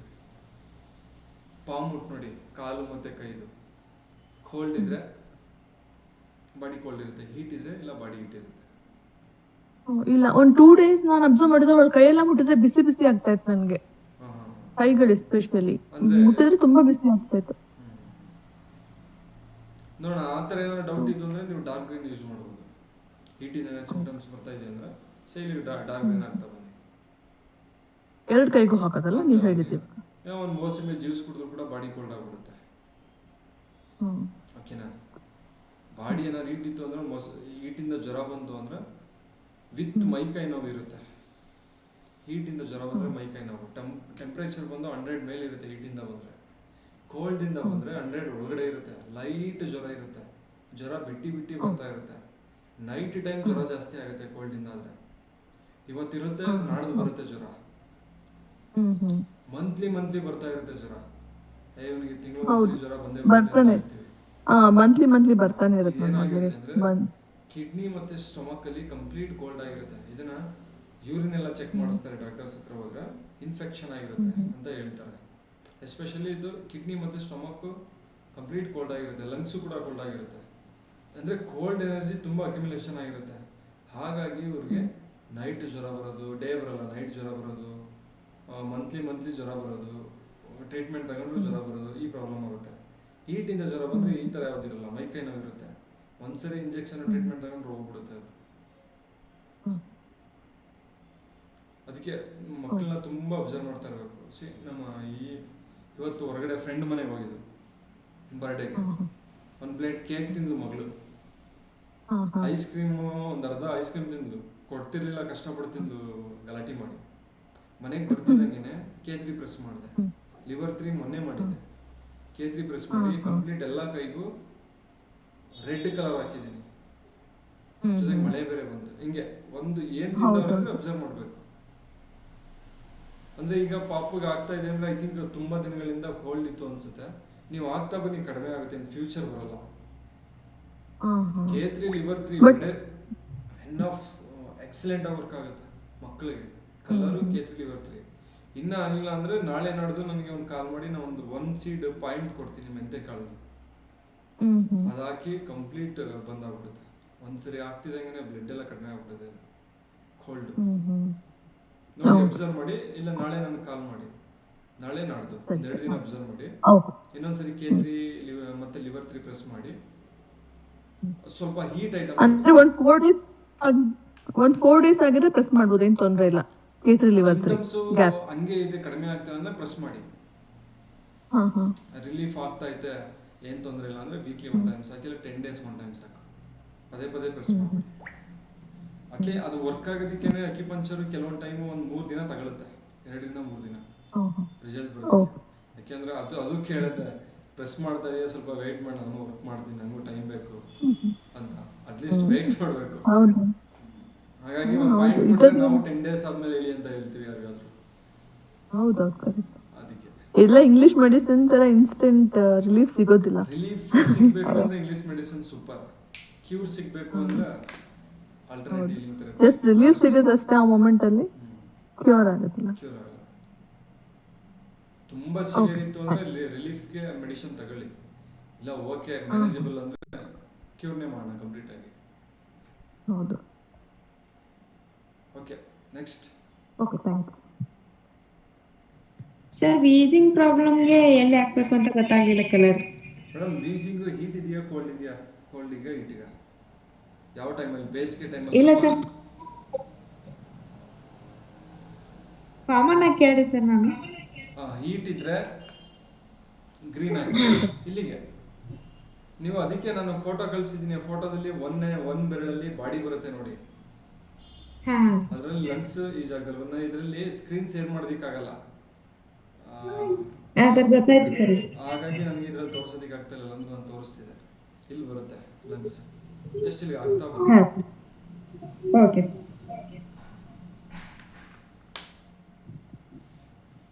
ಓಕೆ, ಮುಂದಿನ ಕಲರ್ ಹೋಗೋಣ.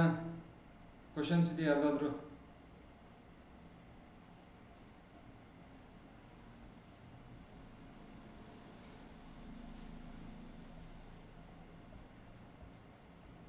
ಹೋಗೋಣ ಹಾಗಾದ್ರೆ ಮುಂದೆ.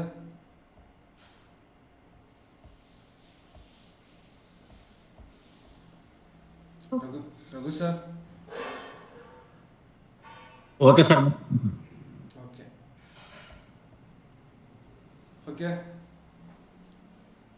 ಮುಂದಿನ ಒಂದು ಬಣ್ಣ ಬಂದು ಎಲ್ಲೋ. ನಿಮ್ಮ ಬಲಗೈ ಉಂಗುರ ಬೆರಳು ಎಲ್ಲೋದಲ್ಲಿ ಏನೇ ಚೇಂಜಸ್ ಮಾಡಬೇಕು ಅಂದರೆ ಈ ಬೆರಳು ಬರಬೇಕು ನೀವು. ಎಲ್ಲೋ ಕಲರ್ ಇದು ಏನನ್ನ ರೆಪ್ರೆಸೆಂಟ್ ಮಾಡುತ್ತೆ ಅಂದ್ರೆ ಪೃಥ್ವಿಯನ್ನು ರೆಪ್ರೆಸೆಂಟ್ ಮಾಡುತ್ತೆ, ಭೂಮಿಯನ್ನು ರೆಪ್ರೆಸೆಂಟ್ ಮಾಡುತ್ತೆ. ಎಲ್ಲೋ ನಮ್ಮ ಬಾಡಿಲೂ ಕೂಡ ಭೂಮಿ ಇದೆ, ಅದು ಊಟದ ಮೂಲಕ ಒಳಗಡೆ ಹೋಗ್ತಾ ಇರುತ್ತೆ. ಊಟದ ಮೂಲಕ ಭೂಮಿನ ನಾವು ತಗೊಳ್ತಾ ಇರ್ತೀವಿ. ಈ ಭೂಮಿ ಹೆಚ್ಚಾಯಿತು ಕಡಿಮೆ ಆದರೂ ಕೂಡ ನಮಗೆ ಪ್ರಾಬ್ಲಮ್ಸ್ಗಳಾಗ್ತಾ ಹೋಗುತ್ತೆ. ಅದು ಯಾವುದೇ ಪ್ರಾಬ್ಲಮ್ಸ್ ಆದರೂ ಕೂಡ ಆ ಎನರ್ಜಿಯನ್ನು ನಾವು ಈ ಕಲರ್ ಮೂಲಕ ನಾವು ಚೇಂಜಸ್ ಮಾಡ್ತಾ ಹೋಗ್ಬೋದು. ಓಕೆನಾ? ಈಗ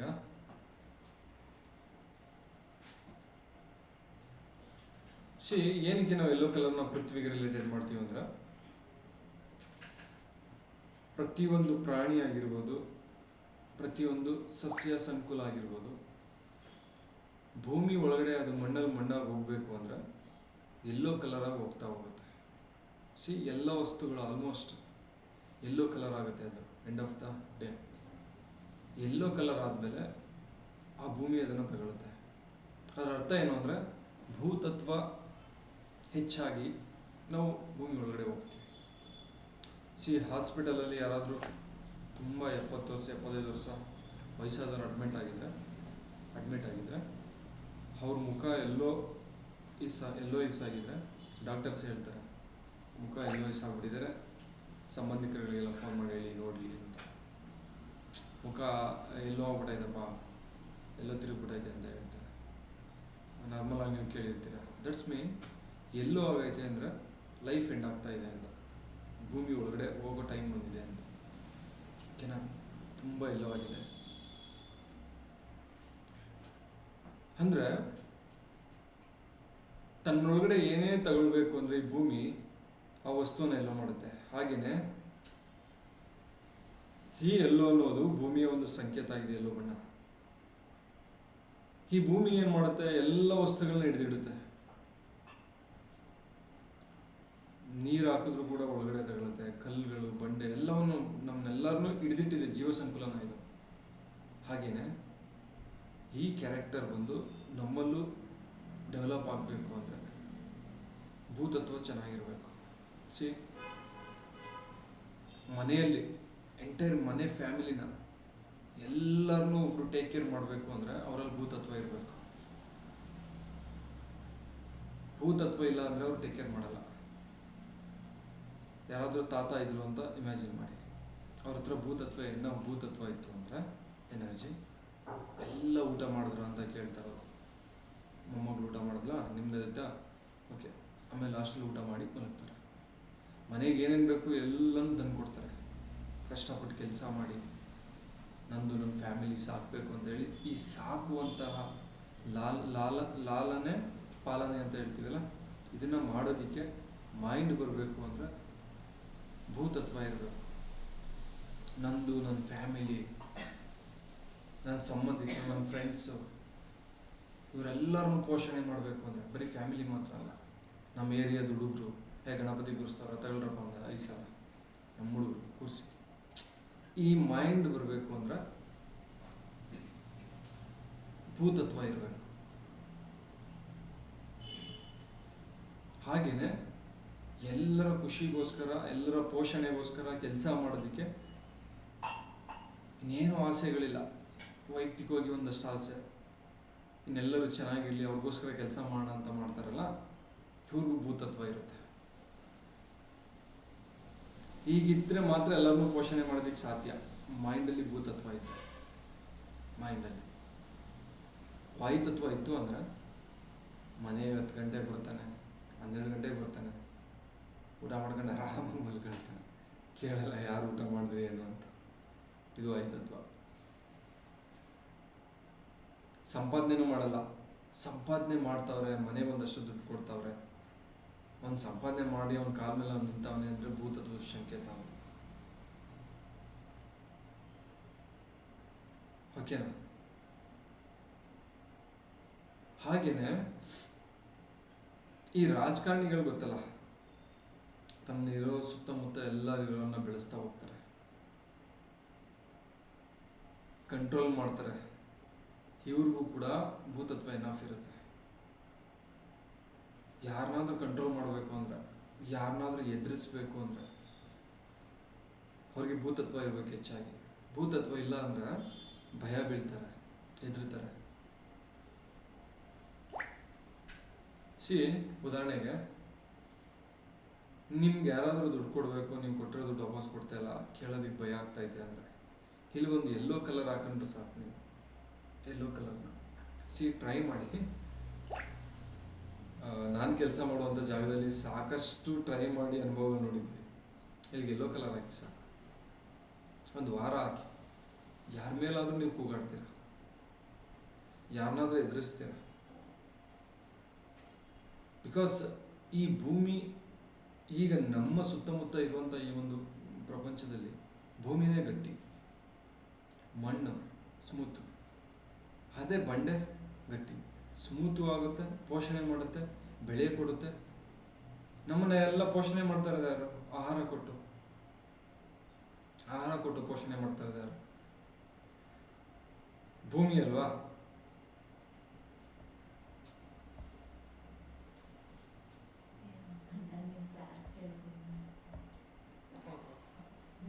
ಹೇ, ಹೋಗು.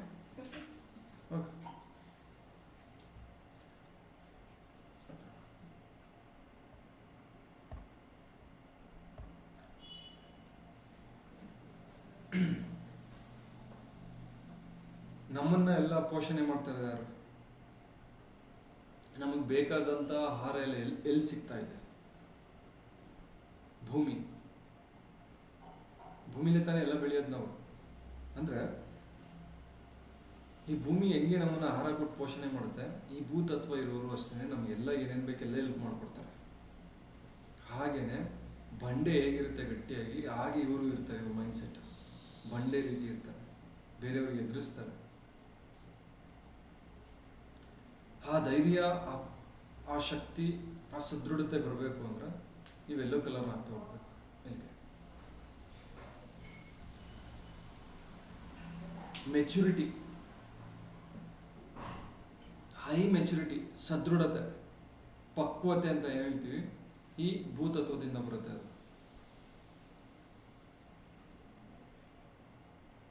ಓಕೆನಾ? ಈ ಭೂತತ್ವ ಇಲ್ಲ ಅಂದ್ರೆ ಏನಾಗ್ತೀವಿ ಅಂದ್ರೆ ಬೋನ್ ವೀಕ್ ಆಗುತ್ತೆ, ಮಸಲ್ಸ್ ವೀಕ್ ಆಗುತ್ತೆ, ಬಾಡಿ ಸ್ಟ್ರಾಂಗ್ ಇರಲ್ಲ, ಸ್ಟೆಬಿಲಿಟಿ ಇರಲ್ಲ. ಅದೇ ಭೂತತ್ವ ಇರೋರು ಫಿಸಿಕಲಿ ಸ್ಟ್ರಾಂಗ್ ಇರ್ತಾರೆ, ಬೋನ್ ಗಟ್ಟಿ ಇರುತ್ತೆ, ಎಸೆನ್ಸ್ ಎನಾಫ್ ಇರುತ್ತೆ. ಓಕೆನಾ? ಈ ಭೂತತ್ವ ನೀವು ಹೆಚ್ಚು ಮಾಡಬೇಕು ಅಂದ್ರೆ ಜಸ್ಟ್ ಎಲ್ಲೋ ಕಲರ್ ಆಗ್ತಾ ಹೋದ್ರೆ ಎನರ್ಜಿ ಲೆವೆಲಲ್ಲಿ ಒಂದಷ್ಟು ಚೇಂಜಸ್ಗಳಾಗ್ತಾ ಹೋಗುತ್ತೆ. ಆದರೆ ಈ ಭೂತತ್ವ ಇಂಪ್ರೂವ್ ಮಾಡೋದಕ್ಕೆ ಒಂದೇ ಒಂದು ಮೇಜರ್ ದಾರಿ ಅಂದರೆ ಫುಡ್ಡಿಂದ ಮಾತ್ರ ಭೂತತ್ವನ ಇಂಪ್ರೂವ್ ಮಾಡೋದಕ್ಕೆ ಸಾಧ್ಯ. ನಾವು ತಿನ್ನುವಂಥ ಫುಡ್ಡು ಭೂಮಿ ಜೊತೆ ಸಂಬಂಧ ಇರಬೇಕು.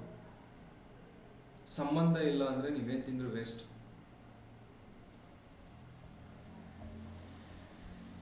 ಏನು madam? Kumuda madam, correct sir. ಹೌದು. ಸಂಬಂಧ ಅಂದ್ರೆ ಏನಂದ್ರೆ,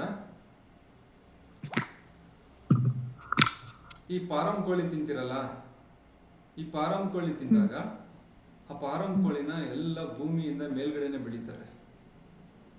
ಮೊಟ್ಟೆಯಿಂದ ಹಿಡಿದು ಮರಿಯಾಗೋವರೆಗೂ ಭೂಮಿಯಿಂದ ಮೇಲ್ ಬರುತ್ತೆ. ಅಥವಾ ಅದಕ್ಕೆ ಅವರೇ ತಯಾರು ಮಾಡೋದಂತ ಫುಡ್ಗಳನ್ನ ಹಾಕ್ತಾರೆ. ಓಕೆನಾ? ಆ ಫುಡ್ಡನ್ನ ತಿನ್ನುತ್ತೆ, ತಿಂದು ಬೆಳೆದು ದಪ್ಪ ಆಗುತ್ತೆ. ಓಕೆ, ಅದನ್ನ ನಾವು ತಿಂತೀವಿ. ಅಲ್ಲಿಗೆ ಆ ಫಾರಂ ಕೋಳಿಗೂ ಭೂಮಿಗೂ ಸಂಬಂಧನೇ ಇರಲ್ಲ. ಭೂಮಿಯಿಂದ ತಗೊಂಡು ತಿನ್ನಲ್ಲ ಅದು ಫುಡ್ನ. ಅದನ್ನ ನಾವು ತಿಂದಾಗ ನಮಗೂ ಭೂಮಿಗೂ ಸಂಬಂಧ ಕಟ್ಟಾಗುತ್ತೆ. ಅರ್ಥ ಆಗ್ತಾ ಇದೆಯಾ ಇದು? ಅದೇ ನಾಟಿ ಕೋಳಿ ನೋಡಿ ನೀವು. ನಾಟಿ ಕೋಳಿ ಏನ್ ಮಾಡ್ತಾ ಇರುತ್ತೆ, ಎಲ್ಲೋ ಒಂದ್ ಕಡೆ ಮಣ್ಣು ಕೆರೆದು ಆ ಮಣ್ಣನ್ನು ತಿಂತಾ ಇರುತ್ತೆ, ಎಲ್ಲೋ ಒಂದ್ ಕಡೆ ತಿಪ್ಪೆ ಕೆರೆದು ತಿಪ್ಪೆಲಿರುವಂತ ಹುಳುಗಳನ್ನ ತಿಂತಾ ಇರುತ್ತೆ. ಅಂದ್ರೆ ಭೂಮಿ ಜೊತೆ ಸಂಬಂಧನ ಬೆಳೆಸ್ಕೊಂಡಿರುತ್ತೆ ಅದು. ನೀವು ಅದನ್ನ ತಿಂದಾಗ ಭೂತತ್ವ ನಿಮ್ ಒಳಗಡೆ ಬರುತ್ತೆ. ನೀವು ಮೆಂಟಲಿ ಸ್ಟ್ರಾಂಗ್ ಆಗ್ತೀರಾ. ಸಮಸ್ಯೆಗಳು ಬಂದ್ರೆ ಹೆದರಲ್ಲ. ಈ ಕೆಲಸ ಇಲ್ಲ ಅಂದ್ರೆ ಇನ್ನೊಂದು, ಊಟಕ್ಕಾದ್ರೂ ಸಾಕು, ಆರಾಮಾಗಿ ಬದುಕೊಂಡು ಹೋಗ್ತೀನಿ ಬಿಡು ಅಂತ ಒಂದು ಕೆಪಾಸಿಟಿ ಬರುತ್ತೆ, ಒಂದು ಕಾನ್ಫಿಡೆಂಟ್ ಬರುತ್ತೆ. ಕಾನ್ಫಿಡೆಂಟ್ನ ರೆಪ್ರೆಸೆಂಟ್ ಮಾಡೋದೇ ಭೂತತ್ವ, ಧೈರ್ಯನ ರೆಪ್ರೆಸೆಂಟ್ ಮಾಡೋದೇ ಭೂತತ್ವ. ಅದು ಯಾವಾಗ ಸಿಗುತ್ತೆ? ಊಟ, ನಾವು ತಿನ್ನುವಂಥ ಊಟ ಈ ರೀತಿ ಸಂಬಂಧ ಇರಬೇಕು.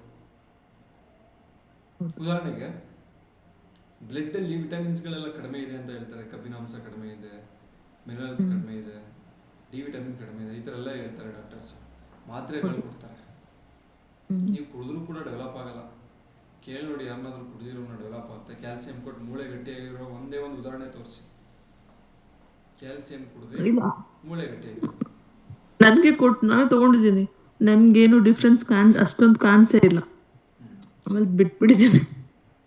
ಯಾವಾಗ ಮೂಳೆ ಗಟ್ಟಿ ಆಗುತ್ತೆ ಗೊತ್ತಾ ನಿಮ್ಗೆ? ಈ ನಾಟಿ ಕೋಳಿ, ನಾವು ಉದಾಹರಣೆ ನಾಟಿ ಕೋಳಿ ಕೊಡ್ತಾ ಇದ್ದೀನಿ ಅಷ್ಟೇ. ಈ ನಾಟಿ ಕೋಳಿ ಮಣ್ಣು ತಿನ್ನುತ್ತಲ್ಲ ನೋಡಿ, ಮಣ್ಣು ಒಳಗಡೆ ಹೋಗುತ್ತಲ್ಲ ನಾಟಿ ಕೋಳಿ ಒಳಗಡೆ, ನಿಮ್ಮ ಬ್ಲಡ್ ತಯಾರಾಗೋದಕ್ಕೆ, ಮೂಳೆ ಗಟ್ಟಿಯಾಗೋದಕ್ಕೆ ಬೇಕಾದಂತಹ ಎಲ್ಲ 108 ಸತ್ವಗಳು ಮಣ್ಣಲ್ಲಿರುತ್ತೆ. ಹೌದು. ಮ್ಯಾಗ್ನೇಸಿಯಂ ಇಂದ ಹಿಡಿದು ಕಬ್ಬಿಣದಿಂದ ಹಿಡಿದು ಎಲ್ಲ ಇರುತ್ತೆ ಮಣ್ಣಲ್ಲಿ. ಆ ಮಣ್ಣನ್ನ ತಿಂದು ಕೋಳಿ ಅರಗಿಸ್ಕೊಳ್ಳುತ್ತೆ.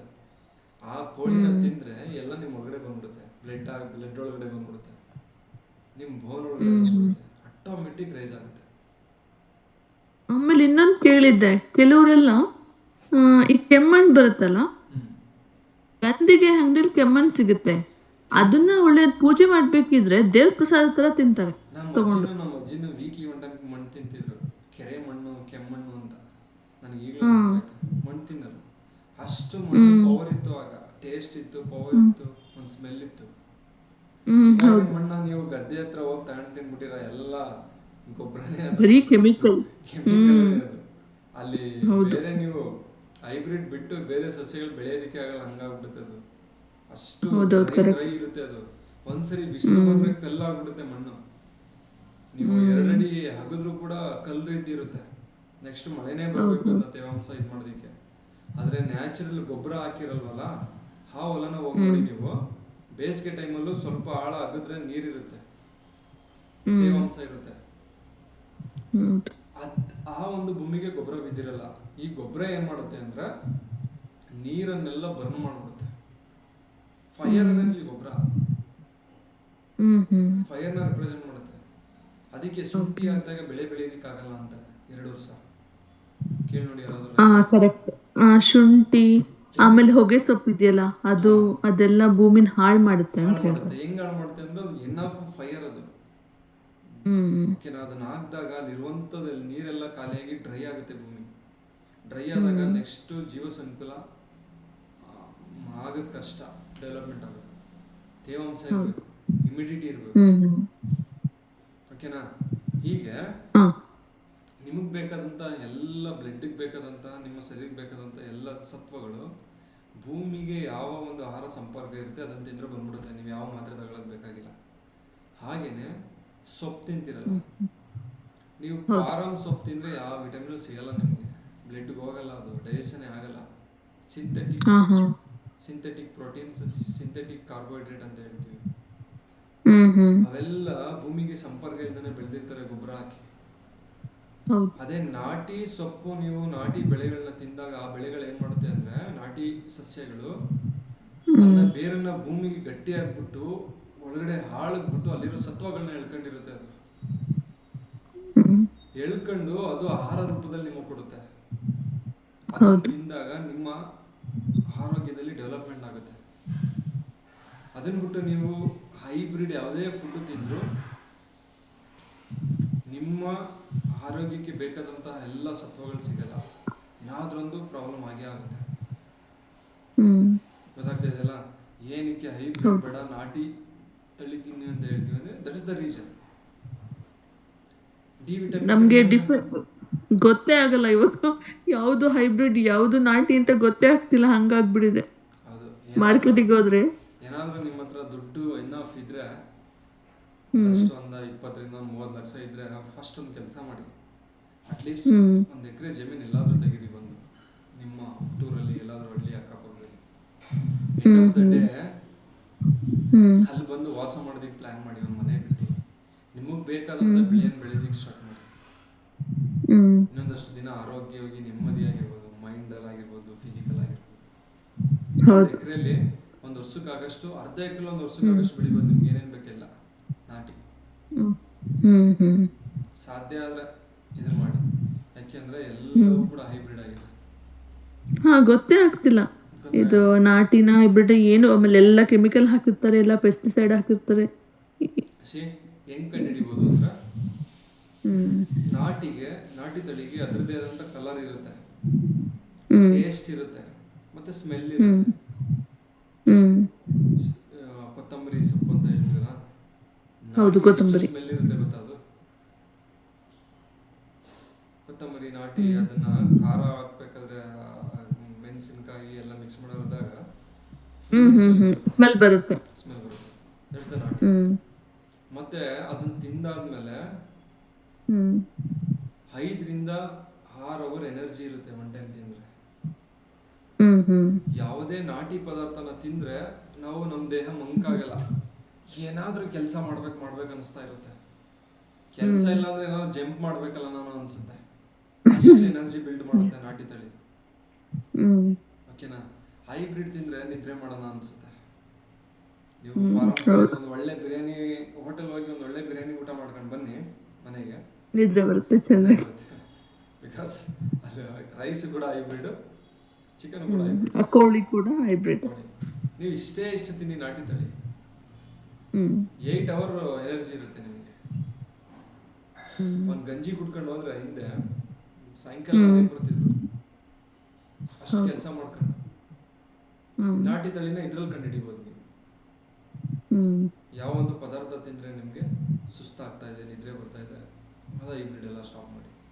ನಿಮ್ಮ ಎನರ್ಜಿ, ಮೈಂಡ್ ಮತ್ತೆ ಬಾಡಿ ಎನರ್ಜಿ ಇನ್ಕ್ರೀಸ್ ಆಗ್ತಾ ಇದೆಯಾ, ಹೊಸ ಹೊಸ ಆಲೋಚನೆಗಳು ಬರ್ತಾ ಇದೆಯಾ, ಏನಾದರೂ ಮಾಡ್ಬೇಕು ಅನಿಸ್ತಾ ಇದೆಯಾ, ಹೊಸ ಕನಸುಗಳು ಬರ್ತಾ ಇದೆಯಾ, ಕಾನ್ಫಿಡೆಂಟ್ ಬರ್ತಾ ಇದೆಯಾ, ಓ ಆ ಫುಡ್ ಕರೆಕ್ಟ್ ಆಗಿದೆ ಅಂತ. ಇಷ್ಟೇ. ಇದನ್ನ ಮಾಡ್ತಾ ಬಂದರೆ ನೀವು ಯಾವ ಡಾಕ್ಟರ್ ಹತ್ರ ಹೋಗಲ್ಲ. ಓಕೆನಾ? ಈ ಫುಡ್ಡನ್ನ ರೆಪ್ರೆಸೆಂಟ್ ಮಾಡುವಂಥದ್ದು ಇಲ್ಲ, ಈ ಒಂದು ಭೂತತ್ವನ ರೆಪ್ರೆಸೆಂಟ್ ಮಾಡುವಂಥದ್ದು ಫುಡ್ಡು. ಸ್ವಲ್ಪ ಪ್ರಮಾಣದಲ್ಲಿ ಆ ಒಂದು ಭೂತತ್ವನ ಇನ್ಕ್ರೀಸ್ ಮಾಡೋದಕ್ಕೆ ನಾವು ಸ್ವಲ್ಪ ಅಂದರೆ ಒಂದು 60 to 80% ಇಂಪ್ರೂವ್ ಮಾಡ್ಬೋದು. ಆದರೆ ಮೇಜರಾಗಿ ಫುಡ್ ಫಾಲೋ ಅಪ್ ಮಾಡಲೇಬೇಕು. ಯೆಲ್ಲೋ ಕಲರ್ ಮಾಡ್ತಾ ಬಂದ್ರೆ ನಿಮ್ಮ ಮೈಂಡ್ ಸ್ಟ್ರಾಂಗ್ ಆಗುತ್ತೆ, ನಿಮ್ಮ ದೇಹ ಸ್ಟ್ರಾಂಗ್ ಆಗುತ್ತೆ, ಬೋನ್ಸ್ಗಳು ಸ್ಟ್ರಾಂಗ್ ಆಗುತ್ತೆ. ಹಾಗೆಯೇ ಫಿಸಿಕಲ್ ದಪ್ಪ ಆಗ್ತಾ ಹೋಗ್ತೀರ. ಯಾರಾದರೂ ಮಕ್ಕಳು ಸಣ್ಣ ಇದ್ದರೆ ಅವ್ರಿಗೆ ಯೆಲ್ಲೋ ಕಲರ್ ಆಗ್ತಾ ಬನ್ನಿ, ಅವ್ರು ದಪ್ಪ ಆಗ್ತಾ ಹೋಗ್ತಾರೆ. ಹಾಗೆಯೇ ಅದ್ರ ಜೊತೆಗೆ ಈ ಭೂತತ್ವದ ಸಂಕೇತ ಏನು ಎಲ್ಲ ನಡೆದಿಡುತ್ತಲ್ಲ, ಹಾಗೆಯೇ ನಮ್ಮ ಮೆಮೊರಿ ಇಂಪ್ರೂವ್ ಆಗಬೇಕು ಅಂದ್ರೆ, ನಾವು ಓದಿದ್ದೆಲ್ಲ ನೆನ್ಪಿಟ್ಕೊಳ್ಬೇಕು ಅಂದರೆ ಯೆಲ್ಲೋ ಕಲರ್ ಆಗ್ತಾ ಬನ್ನಿ. ಈ ಜಾಯಿಂಟ್ಗೆ ಅಥವಾ 2 ಬೆರಳಿಗೆ ಇಲ್ಲಿಗೂ ಎಲ್ಲೋ ಆಗ್ಬೋದು, ಇಲ್ಲಿಗೂ ಆಗ್ಬೋದು, ಎಲ್ಲನೂ ಜಸ್ಟ್ ಒಂದು ಪಾಯಿಂಟ್ ಆಗ್ತಾ ಬನ್ನಿ. ಓದಿದ್ದೆಲ್ಲ ನೆನಪಿರುತ್ತೆ, ನೀವು ಕೂಡ ಸ್ಟ್ರಾಂಗ್ ಆಗ್ತಾ ಹೋಗ್ತೀರ. ಒಂದು ಸ್ಪೀಚ್ ಮಾಡಬೇಕೆಲ್ಲಾದರೂ ಹೋಗಿ ಭಯ ಆಗ್ತಾ ಇದೆ, ಜಸ್ಟ್ ಯೆಲ್ಲೋ ಕಲರ್ ಹಾಕೊಂಡು. ನೀವು ಎಷ್ಟೇ ಸಣ್ಣಕ್ಕಿರಲಿ, ನಿಮ್ಗೆ ನೋಡಿದ್ರೆ ಭಯ ಬೀಳ್ತಾರೆ. ಪವರ್ ಆಫ್ ಭೂತತ್ವ. ಬಾಡಿ ದಪ್ಪನೇ ಇರಬೇಕು ಅಂತ ಏನಿಲ್ಲ, ಆ ಎನರ್ಜಿ ವೈಬ್ರೇಷನ್ ಆಗ್ತಾ ಇರ್ಬೇಕಷ್ಟೇ. ನಾವೇನು ಯೆಲ್ಲೋ ಕಲರ್ ಹಾಕಿ ನಾವು ಕೆಲಸ ಮಾಡೋ ಜಾಗದಲ್ಲಿ ತುಂಬ ಸರಿ ಗಲಾಟೆಗಳಾಗ್ಬಿಟ್ಟಿದೆ. ಆಮೇಲೆ ನೆನೆಸ್ಕೊಂಡು ಯಾವ ಕಲರ್ ಐತೆ ಅಂತ ನೋಡಿ, ಓ ಯೆಲ್ಲೋ ಕಲರ್ ಇದೆಯಲ್ಲ, ಈಗ ನಂಬರ್ 1 ಹಾಕಿದ್ದೀನಿ, ಯೆಲ್ಲೋ ಕಲರ್ ಇದೆಯಲ್ಲ ಅಂತ ಹೇಳಿ ಚೇಂಜ್ ಮಾಡಿದ್ದೀವಿ. ನಾನು ಮಾತ್ರ ಅಲ್ಲ, ನಮ್ಮ ವರ್ಕ್ ಮಾಡೋ ಒಂದಷ್ಟು ಫ್ರೆಂಡ್ಸ್ಗಳಿಗೆಲ್ಲ ಕೊಟ್ಟು ಪ್ರಯೋಗ ಮಾಡಿದ್ವಿ. ಅವರು ಕೂಡ ಗಲಾಟೆಗಳು ಮಾಡಿದ್ದಾರೆ. ಅಂದರೆ ಬೆಂಡ್ ಆಗಲ್ಲ, ಯಾರಿಗೂ ಬೆಂಡ್ ಆಗಲ್ಲ. ಸ್ವಾಭಿಮಾನ, ಸೆಲ್ಫ್ ರೆಸ್ಪೆಕ್ಟ್ ಅಂತ ಏನು ಹೇಳ್ತೀವಿ, ಅದು ಭೂತತ್ವ ಸಂಕೇತ. ಬೆಂಡ್ ಆಗಲ್ಲ. ನೀನು ಅಂದರೆ ನಿಮ್ಮ ಡ್ಯಾಡಿ ಅನ್ನೋ ರೀತಿ.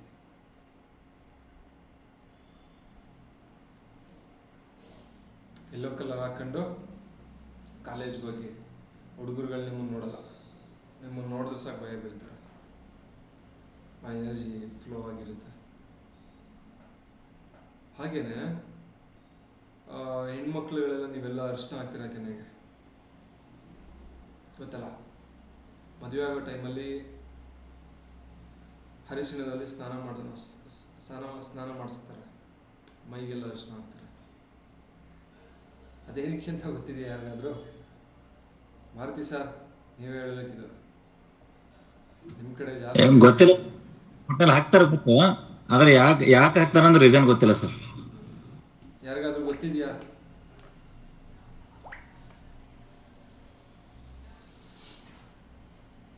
ಗೊತ್ತಿಲ್ಲ. ಗೊತ್ತಿದೆಯಾ ಯಾರಿಗಾದ್ರೂ? ಆರೋಗ್ಯಕ್ಕೆ ಒಳ್ಳೇದು ಅಂತಾರೆ ಸರ್, ಅಷ್ಟೇ ಗೊತ್ತು. ಸುಮ್ಮನೆ ಹಾಕ್ತಾರೆ, ಹಾಕಿಸ್ಕೊಳ್ತೀವಿ ಆ ಟೈಮಲ್ಲಿ. ಅರ್ಶಿನ ಹಾಕಿದ್ರು ಹಾಕಿಸ್ಕೊಳ್ತೀವಿ, ಬೇರೆ ಕಲರ್ ಹಾಕಿದ್ರು ಹಾಕಿಸ್ಕೊಳ್ತೀವಿ. ಮದುವೆ ಆಗ್ತಾ ಇದೀವಿ, ಒಂದು ಹೆಣ್ಣು ಒಂದು ಗಂಡು. ನೆಕ್ಸ್ಟು ಪ್ರಕೃತಿಗೆ ಬೇಕಾಗಿರೋದು ಒಂದು ಹೊಸ ಪೀಳಿಗೆ, ನಮಗೆ ಬೇಕಾಗಿರೋದು ಒಂದು ಹೊಸ ಜೀವನ ಆಯ್ತಲ್ಲ. ಸಂತಾನೋತ್ಪತ್ತಿ ಅಷ್ಟೇ ಪ್ರಕೃತಿಗೆ ಬೇಕಾಗಿರೋದು, ಓಕೆನಾ? ಆ ಸಂತಾನೋತ್ಪತ್ತಿಗೆ ಏನು ಬೇಕು ಅಂದರೆ ಪವರ್ಫುಲ್ ಆಗಿರುವಂಥ ಒಂದು ಜೀನ್ಸ್ ಬೇಕು, ಎಸೆನ್ಸ್ ಹೆಚ್ಚಾಗಿರಬೇಕು. ಓಕೆನಾ. ಈ ಟೈಮಲ್ಲಿ ಎಸೆನ್ಸ್ ಅಂದರೆ ಸ್ವಲ್ಪ ಮೈಂಡ್ ಸ್ಟ್ರಾಂಗ್ ಆಗಬೇಕು. ಆ ಟೈಮಲ್ಲಿ ಹೊಸ ಜೀವನ, ಬಾಂಡಿಂಗ್ ಹಿಡಿದಿಡಬೇಕು. ನಂದು ನಮ್ಮ ಸಂಸಾರ ಅನ್ನೋ ಒಂದು ಭಾವನೆನ ಹಿಡಿದಿಡಬೇಕು. ಊಟ ಮಾಡಿದೆಲ್ಲ ಪೋಷಣೆ ಎಲ್ಲ ಬಾಡಿ ಹಿಡಿದಿಡಬೇಕು ಅಂದರೆ ಭೂತತ್ವ ಇರಬೇಕು. ಮದುವೆ ಆದಮೇಲೆ ನೀಟಾಗಿ ಕೆಲ್ಸಕ್ಕೆ ಹೋಗಿ ಮನೆಗೆ ತಂದು ಹಾಕಬೇಕು ಅಂದರೆ ಭೂತತ್ವ ಇರಬೇಕು. ಫ್ಯಾಮಿಲಿನ ಪೋಷಣೆ ಮಾಡಬೇಕಂದ್ರೆ ಭೂತತ್ವ ಇರಬೇಕು.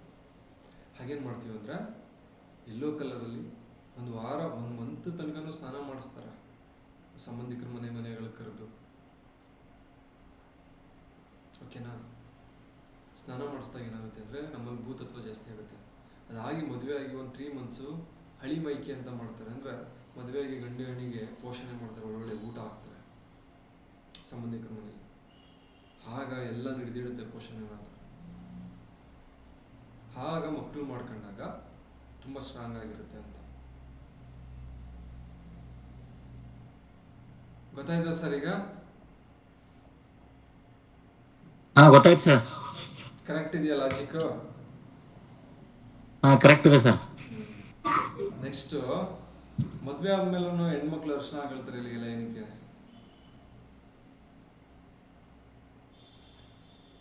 ಏನಕ್ಕೆ? ಅಂದ್ರೆ ಮನೇಲಿದ್ದು ಮನೇನ ಪೋಷಣೆ ಮಾಡುವ ಜವಾಬ್ದಾರಿ ಹೆಣ್ಮಕ್ಳಿಗಿರುತ್ತೆ, ಮದುವೆ ಆದಂಥ ಹೆಣ್ಮಕ್ಳಿಗೆ. ಇಲ್ಲಿಗೆ ಅರ್ಶನ ಹಾಕ್ತಾರಲ್ಲ, ಹಾಕಿದಾಗ ಅವ್ರಿಗೆ ಭೂತತ್ವ ಜಾಸ್ತಿ ಆಗ್ತಾ ಹೋಗುತ್ತೆ ಮೈಂಡಲ್ಲಿ, ಬಾಡಿಲಿ. ಭೂತತ್ವ ಆದಾಗ ಮನೆಯವರೆಲ್ಲರನ್ನೂ ಪೋಷಣೆ ಮಾಡ್ತಾರೆ, ಹಿಡ್ದಿಡ್ತಾರೆ. ನನ್ನ ಮಕ್ಕಳು, ನನ್ನ ಅತ್ತೆ ಮಾವ, ನನ್ನ ಸಂಸಾರ, ಮನೆ ಜವಾಬ್ದಾರಿ ತಗೊಂಡು ನೀಟಾಗಿ ನೋಡ್ಕೊಂಡು ಹೋಗ್ತಾರೆ. ಹಾಗ ಅವ್ರಿಗೆ ಭೂತತ್ವ ಬೇಕು. ಎದುರಿಸ್ಬೇಕು ಅವರು ಅಕ್ಕಪಕ್ಕದ ಮನೆಯವ್ರನ್ನ. ಎದುರಬಾರ್ದು, ಕಾನ್ಫಿಡೆಂಟ್ ಆಗಿರಬೇಕು, ಧೈರ್ಯವಾಗಿರಬೇಕು. ಹೀಗೆ ಸಾಕಷ್ಟು ಭೂಮಿಗೆ ಸಂಬಂಧಪಟ್ಟಂಥ ಕ್ವಾಲಿಟಿಗಳು ಇಂಪ್ರೂವ್ ಆಗ್ತಾ ಹೋಗ್ಬೇಕು ಅಂದಾಗ ಭೂತತ್ವ ರೈಸ್ ಮಾಡಬೇಕು. ಒಂದು ಫುಡ್ ಕಡೆಯಿಂದ ಆಗ್ತಾ ಹೋಗುತ್ತೆ, ಇನ್ನೊಂದು ಎನರ್ಜಿ ಫ್ಲೋ ಆಗ್ತಾ ಇರ್ಬೇಕು. ಯಾವಾಗಲೂ ಅಂದ್ರೆ ಅರ್ಶನ ಆಗ್ತಾರೆ. ಆಗ ಆ ಭೂಮಿಯ ಎಲ್ಲ ಕ್ವಾಲಿಟಿಗಳು ಆ ಮನೆ ಹೆಣ್ಮಗಳಿಗೆ ಇರುತ್ತೆ. ಭೂತಾಯಿ ಅಂತ ಹೇಳ್ತೀವಿ, ಮನೆ ಹೆಣ್ಮಗಳನ್ನು ಭೂತಾಯಿ ಹೋಲಿಕೆ ಮಾಡ್ತೀವಲ್ಲ, ಏನೋ ಹೇಳ್ತೀವಿ, ಬನ್ನಿ ಏನು ಬರುತ್ತೆ. ಈ ಕಾರಣಕ್ಕಾಗಿ ಯೆಲ್ಲೋ ಕಲರ್ ಆಗ್ತಾ ಹೋಗ್ತೀವಿ.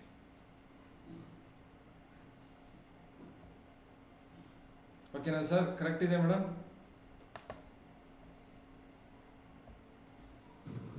ಕರೆಕ್ಟ್ ಇದೆ ಸರ್. ಹಾಗಾಗಿ ಯೆಲ್ಲೋ ಕಲರ್ ಆಗಿ ನೀವು ಸ್ಟ್ರಾಂಗ್ ಆಗಬೇಕು ಅಂದರೆ ಎಷ್ಟು ಇಲ್ಲಿಗೆ ಹಾಕಲಿಲ್ಲ ಅಂದ್ರೆ ಅಟ್ಲೀಸ್ಟ್ ಇಲ್ಲಿಗಾದರೂ ಹಾಕಿ. ಹೀಗೆ ಯೆಲ್ಲೋ ಕಲರ್ನ ಮತ್ತು ಭೂತತ್ವನ ಇಂಪ್ರೂವ್ ಮಾಡೋದಕ್ಕೆ ನಾವು ಯೆಲ್ಲೋ ಕಲರ್ನ ಯೂಸ್ ಮಾಡ್ತಾ ಹೋಗ್ತೀವಿ. ಇದು ಸ್ಪಿರಿಚುಲಿಟಿಲಿ ಏನು ರೆಪ್ರೆಸೆಂಟ್ ಮಾಡುತ್ತೆ ಅಂದರೆ ಪ್ರಜ್ಞೆ ರೆಪ್ರೆಸೆಂಟ್ ಮಾಡುತ್ತೆ. ಕಾನ್ಸಿಯಸ್ನ, ಪ್ರಜ್ಞೆ, ಹೈ ಕಾನ್ಸಿಯಸ್ ಅಂತ ಹೇಳ್ತೀವಲ್ಲ, ಆ ಪ್ರಜ್ಞೆನ ರೆಪ್ರೆಸೆಂಟ್ ಮಾಡುತ್ತಿದೆ. ಭೂಮಿ ಸದೃಢತೆ, ಪ್ರಜ್ಞೆ, ಧೈರ್ಯ ಇವನ್ನ ರೆಪ್ರೆಸೆಂಟ್ ಮಾಡುತ್ತೆ. ಇವನು ಕೂಡ ದೈಹಿಕವಾಗಿ ಸಾಕಷ್ಟು ಸಮಸ್ಯೆಗಳಿಗೆ ನಾವು ಯೂಸ್ ಮಾಡ್ಬೋದು.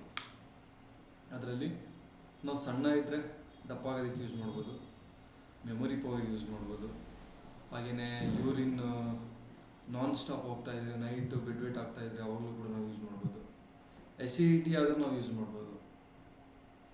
ಕೋಲ್ಡಿಂದ ಆಗಿರುತ್ತೆ ಅಂದರೆ ಹೊಟ್ಟೆಯಲ್ಲಿ ನೀರು ಹೆಚ್ಚಾಗಿರುತ್ತೆ, ವಾಟರ್ ಕೋಲ್ಡ್ನೆಸ್, ಅದನ್ನು ಕಡಿಮೆ ಮಾಡೋದು ಭೂಮಿ. ಇಲ್ಲಿಗೆ ಸ್ಟಮಕ್ ಜಾಕಿ ಈ ರೀತಿ ಆಗ್ತಾ ಬಂದರೆ, ಅಥವಾ ಇಲ್ಲಿಗೇನೆ ಕೆಲವೊಂದು ಟೈಮು ಮಗಳಿಗೆ ಶೀತ ಆದಾಗಲೂ ನಾನು ಯೆಲ್ಲೋ ಕಲರ್ ಯೂಸ್ ಮಾಡ್ತೀನಿ. ಕಂಪ್ಲೀಟ್ ವಾಟರ್ನ ಕಡಿಮೆ ಮಾಡಬೇಕು, ಆಮೇಲೆ ಫೈರ್ ಜಾಸ್ತಿ ಮಾಡಬೇಕು. ಲಂಗ್ಸಲ್ಲೂ ಅಷ್ಟೇ, ಲಂಗ್ಸಲ್ಲೂ ಕೋಲ್ಡ್ ಆಗಿ ನೆಗಡಿ, ರನ್ನಿಂಗ್ ನೋಸ್ ಬರ್ತಾ ಇದೆ ಅಂದರೆ ಯೆಲ್ಲೋ ಕಲರ್ ಆಗ್ತೀನಿ. ಹೀಗೆ ಪೂರ್ತಿ ಕವರ್ ಮಾಡ್ತೀನಿ, ಜಸ್ಟ್ ನಾನು ನಿಮ್ಗೆ ತೋರಿಸ್ತಾ ಇದ್ದೀನಿ. ಯೆಲ್ಲೋ ಕಲರ್ ಆಗ್ತೀನಿ. ಹೀಗೆ ಸಾಕಷ್ಟು ವಿಷಯಗಳಲ್ಲಿ, ಸಾಕಷ್ಟು ಪ್ರಾಬ್ಲಮ್ಸ್ಗಳಲ್ಲಿ ನಾವು ಯೆಲ್ಲೋ ಕಲರ್ನ ಆಗ್ತಾ ಹೋಗ್ತೀವಿ. ಹಾಗೆಯೇ ಭೂತತ್ವ ಜಾಸ್ತಿ ಆದರೂ ಕೂಡ ಸಮಸ್ಯೆ ಬರುತ್ತೆ. ಭೂತತ್ವ ಅಂದ್ರೇನು ಹಿಡಿದಿರೋದಲ್ವಾ? ಉದಾಹರಣೆಗೆ ಕ್ಯಾನ್ಸರ್ ಆಯಿತು ಅಂದ್ಕೊಳ್ಳಿ, ಕ್ಯಾನ್ಸರ್ ಗೆಡ್ಡೆ ಒಳಗಡೆ ಆಗ್ತಾ ಇದೆ. ಒಂದು ಆಕಾಶ ತತ್ವನೂ ಕೂಡ ಜಾಸ್ತಿ ಆಗ್ತಾ ಇರುತ್ತೆ, ಅದನ್ನು ಕೂಡ ಕಡಿಮೆ ಮಾಡೋದಕ್ಕೆ ಡಾರ್ಕ್ ಗ್ಲೋ ಆಗ್ತೀವಿ. ಆಗ ಅದ್ರ ಸುತ್ತ ಕ್ಯಾನ್ಸರ್ ಎಲ್ಲ ಆಗುತ್ತೆ, ಅದ್ರ ಸುತ್ತ. ಹಾಗೆಯೇ ಆ ಕ್ಯಾನ್ಸರ್ ಅಣುಗಳನ್ನ ಹಿಡಿದಿಟ್ಟಿರುವಂಥ ಶಕ್ತಿ ಐತಲ್ಲ, ಹಿಡಿದಿಟ್ಟಿರುವಂಥ ಒಂದು ಶಕ್ತಿ ಐತಲ್ಲ, ಅದು ಭೂತತ್ವ.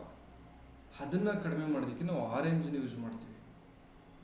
ಆರೆಂಜ್ನ ಈ ಬ್ರೆಡಲ್ಲಿ, ಅಥವಾ ಇಮ್ಯಾಜಿನ್ ಮಾಡಿ ಎಲ್ಲಾದರೂ ಆದರೆ ಭೂತತ್ವ ಕಡಿಮೆ ಆಗುತ್ತೆ. ನಾನು ಭೂತತ್ವ ಕಡಿಮೆ ಮಾಡೋದಕ್ಕೆ ಯೂಸ್ ಮಾಡ್ತಾ ಇದ್ದೀನಿ ಅಂತೇಳಿ ಇಮ್ಯಾಜಿನ್ ಮಾಡಾಕಿದ್ರೆ ವರ್ಕ್ ಆಗುತ್ತೆ. ಓಕೆನಾ? ಇಲ್ಲಿ ಡಬಲ್ ಚಿನ್ ಬಂದಿರುತ್ತೆ ಕೆಲವರಿಗೆ, ಹಿಡಿದಿಟ್ಟಿರುತ್ತೆ ಭೂತತ್ವ ಜಾಸ್ತಿಯಾಗಿ, ಚಿನ್ನನ ಹಿಡಿದಿಟ್ಟಿರುತ್ತೆ. ಆ ಚಿನ್ನ ಕರಗಬೇಕು ಅಂದರೆ, ಭೂತತ್ವ ಕಡಿಮೆ ಆಗಬೇಕು ಅಂದರೆ, ಈ ಚಿನ್ನ ಹತ್ರ ಜಸ್ಟ್ ಈಗ ಆಗ್ತಾ ಬಂದರೆ ಆ ಚಿನ್ನ ಭೂತತ್ವ ಕಡಿಮೆ ಆಗಿ ಆ ಚಿನ್ನ ಕರಗ್ತಾ ಬರುತ್ತೆ. ಕ್ಯಾನ್ಸರ್ ಗೆಡ್ಡೆ ಕರಗಬೇಕು ಅಂದರೆ, ಅಲ್ಲಿರೋ ಭೂತತ್ವ ಕಡಿಮೆ ಆಗಬೇಕು ಅಂದರೆ ಅದ್ರ ಸುತ್ತ 10 ಗಂಟೆನಾ ಟೈಮ್ ಆಯಿತು, ಸ್ಟಾಪ್ ಮಾಡಿ ಅಂತ ಹೇಳ್ತಾ ಇದ್ದಾರೆ. 10 ನಿಮಿಷ ಮಾಡೋಣ. ಅದ್ರ ಸುತ್ತ ಈ ಕಲರ್ ಮುಗಿಸ್ಕೊಳ್ಳೋಣ ಇವತ್ತು, ಯೆಲ್ಲೋ ಕಲರ್. ಅದ್ರ ಸುತ್ತ ಆರೆಂಜ್ ಕಲರ್ ಆಗ್ತಾ ಬಂದರೆ ಆ ಭೂತತ್ವ ಕಡಿಮೆ ಆಗುತ್ತೆ ಮತ್ತು ಕ್ಯಾನ್ಸರ್ ಗಡ್ಡೆ ಕರಗ್ತಾ ಬರುತ್ತೆ. ಫೈಲ್ಸ್ ಆಗಿರುತ್ತೆ ಕೆಲವರಿಗೆ, ಫೈಲ್ಸ್ ಒಂದು ದೊಡ್ಡ ಕರಳು ಈಚೆಗೆ ಬಂದಿರುತ್ತೆ ಆ ಟೈಮಲ್ಲಿ, ಮತ್ತು ಭೂತ ಆಗಿರುತ್ತೆ ಆ ಟೈಮಲ್ಲಿ. ಜಸ್ಟ್ ಇಲ್ಲಿಗೆ ಯೆಲ್ಲೋ ಕಲರ್, ಈ ಗ್ರೀನ್ ಹಾಕಿದ್ದೀವಲ್ಲ, ಇಲ್ಲಿಗೆ ಯೆಲ್ಲೋ, ಇದು ಆರೆಂಜ್ ಕಲರ್ ಆಗ್ತಾ ಬಂದರೆ ಅದನ್ನು ಕೂಡ ಭೂತತ್ವ ಅನ್ನುವಂಥ ಒಂದು ಶಕ್ತಿ ಹಿಡಿದಿಟ್ಟಿರುತ್ತೆ ಅದೆಲ್ಲ, ಆ ಗಂಟಾಗಿರ್ಬೋದು ಎಲ್ಲ, ಅದು ಕೂಡ ಕರಗ್ತಾ ಬರುತ್ತೆ ಇಲ್ಲ ಆಗ್ತಾ ಬಂದರೆ. ಹೊಟ್ಟೆ ಬಂದಿದ್ರೆ, ನೀವು ದಪ್ಪ ಇದ್ದರೆ ಸ್ಟಮಕ್ ರಿಫ್ಲೆಕ್ಷನ್, ಜಾಯಿಂಟ್, ಈ ಜಾಯಿಂಟ್ಗೆ ಹಾಕ್ಬೋದು, ಅಥವಾ ಇಲ್ಲೇ ಸ್ಟಮಕ್ ಈ ಜಾಯಿಂಟ್ಗೆ ಹಾಕ್ಬೋದು, ಅಥವಾ ಸ್ಟಮಕ್ ಇಲ್ಲಿಗೆ ಹಾಕ್ಬೋದು, ಹೊಟ್ಟೆ ಕರಗ್ತಾ ಬರುತ್ತೆ. ಮೆಮೊರಿ ಜಾಸ್ತಿ ಆಯ್ತಪ್ಪ, ಫುಲ್ ಟೆನ್ಷನ್ ಆಗಿದೆ, ಕಡಿಮೆ ಮಾಡಬೇಕು ಅಂದರೆ, ಮೆಮೊರಿ ಬೇಡ ನಿಮಗೆ ಅಂದರೆ ಇಲ್ಲಿಗೆ ಆರೆಂಜ್ ಕಲರ್ ಹಾಕಿದ್ರೆ ಮೆಮೊರಿ ಕಡಿಮೆ ಆಗ್ತಾ ಬರುತ್ತೆ ಈ ಬೆರಳಿಗೆ. ಹೀಗೆ ಬೇರೆ ಬೇರೆ ನಿಮಗೆ ಏನಾದರೂ ಕರಗಿಸ್ಬೇಕು ಅಂದರೆ, ದಪ್ಪ ಇರೋ ಏನಾದರೂ ಭೂಮಿಗೆ ಸಂಬಂಧಪಟ್ಟ ಹಾಗೆ ಏನಾದರೂ ಕರಗಿಸ್ಬೇಕು ಅಂದರೆ ನಾವು ಆರೆಂಜ್ ಯೂಸ್ ಮಾಡ್ತೀವಿ. ದಪ್ಪ ಮಾಡಬೇಕು ಅಂದರೆ ಯೆಲ್ಲೋ ಕಲರ್ನ ಯೂಸ್ ಮಾಡ್ತೀವಿ. ಊತ ಆಗಿರ್ಬೋದು, ಅಥವಾ ಏನಾದರೂ ಗುಳ್ಳೆ ಆಗಿದ್ರೆ, ಮಡುವೆಗಳಾಗಿದ್ದರೆ, ದಪ್ಪ ಮಡುವೆ ಆಗಿರುತ್ತೆ, ಅದ್ರ ಸುತ್ತ ಆರೆಂಜ್ ಆಗ್ತಾ ಬಂದರೆ ಕಡಿಮೆ ಆಗ್ತಾ ಹೋಗುತ್ತೆ. ಇದು ನರಹುಲಿ ಅಂತ ಹೇಳ್ತಾರಲ್ಲ, ಓಕೆ, ನರಹುಲಿ ಬರೋದು ಏನಕ್ಕೆ ಅಂದರೆ ಡ್ರೈನೆಸ್ ಜಾಸ್ತಿಯಾಗಿ ಕೂಡ ಬರುತ್ತೆ. ಡ್ರೈನೆಸ್ ಜಾಸ್ತಿಯಾಗಿ ಅಲ್ಲಿ ಬ್ಲಡ್ ಸರ್ಕ್ಯುಲೇಷನ್ ಆಗಲ್ಲ. ಡ್ರೈ ಆದಾಗ ಸ್ಕಿನ್ನು ಅದಾಗ್ತಾ ಹೋಗುತ್ತೆ. ಅದ್ರ ಸುತ್ತ ಸ್ಕೈ ಬ್ಲೂ ಆಗ್ತೂ ಹೋಗ್ತಾ ಹೋಗುತ್ತೆ, ಮತ್ತು ಡಾರ್ಕ್ ಬ್ಲೂನು ಟ್ರೈ ಮಾಡಿ ಹೋಗ್ತಾ ಹೋಗುತ್ತೆ. ಹಾಗೆಯೇ ಆರೆಂಜು ಕೂಡ ಟ್ರೈ ಮಾಡ್ಬೋದು. 3 ಒಟ್ಟಿಗೆ ಹಾಕಿ ವರ್ಕ್ ಆಗುತ್ತೆ, ಏನು ತೊಂದರೆ ಇಲ್ಲ. ಒಟ್ಟಿಗೆ 3 ಹಾಕ್ಬೋದಾ? ಆಕಾಶ ತತ್ವನು ಮತ್ತೆ ವೆಯ್ಟ್ ಲಾಸ್ ಮಾಡಬೇಕು ಅಂದ್ರೆ ಆರೆಂಜ್ ಯೂಸ್ ಮಾಡ್ಬೋದಾ ಹಾಗಿದ್ರೆ? ಏನು ಮೇಡಮ್?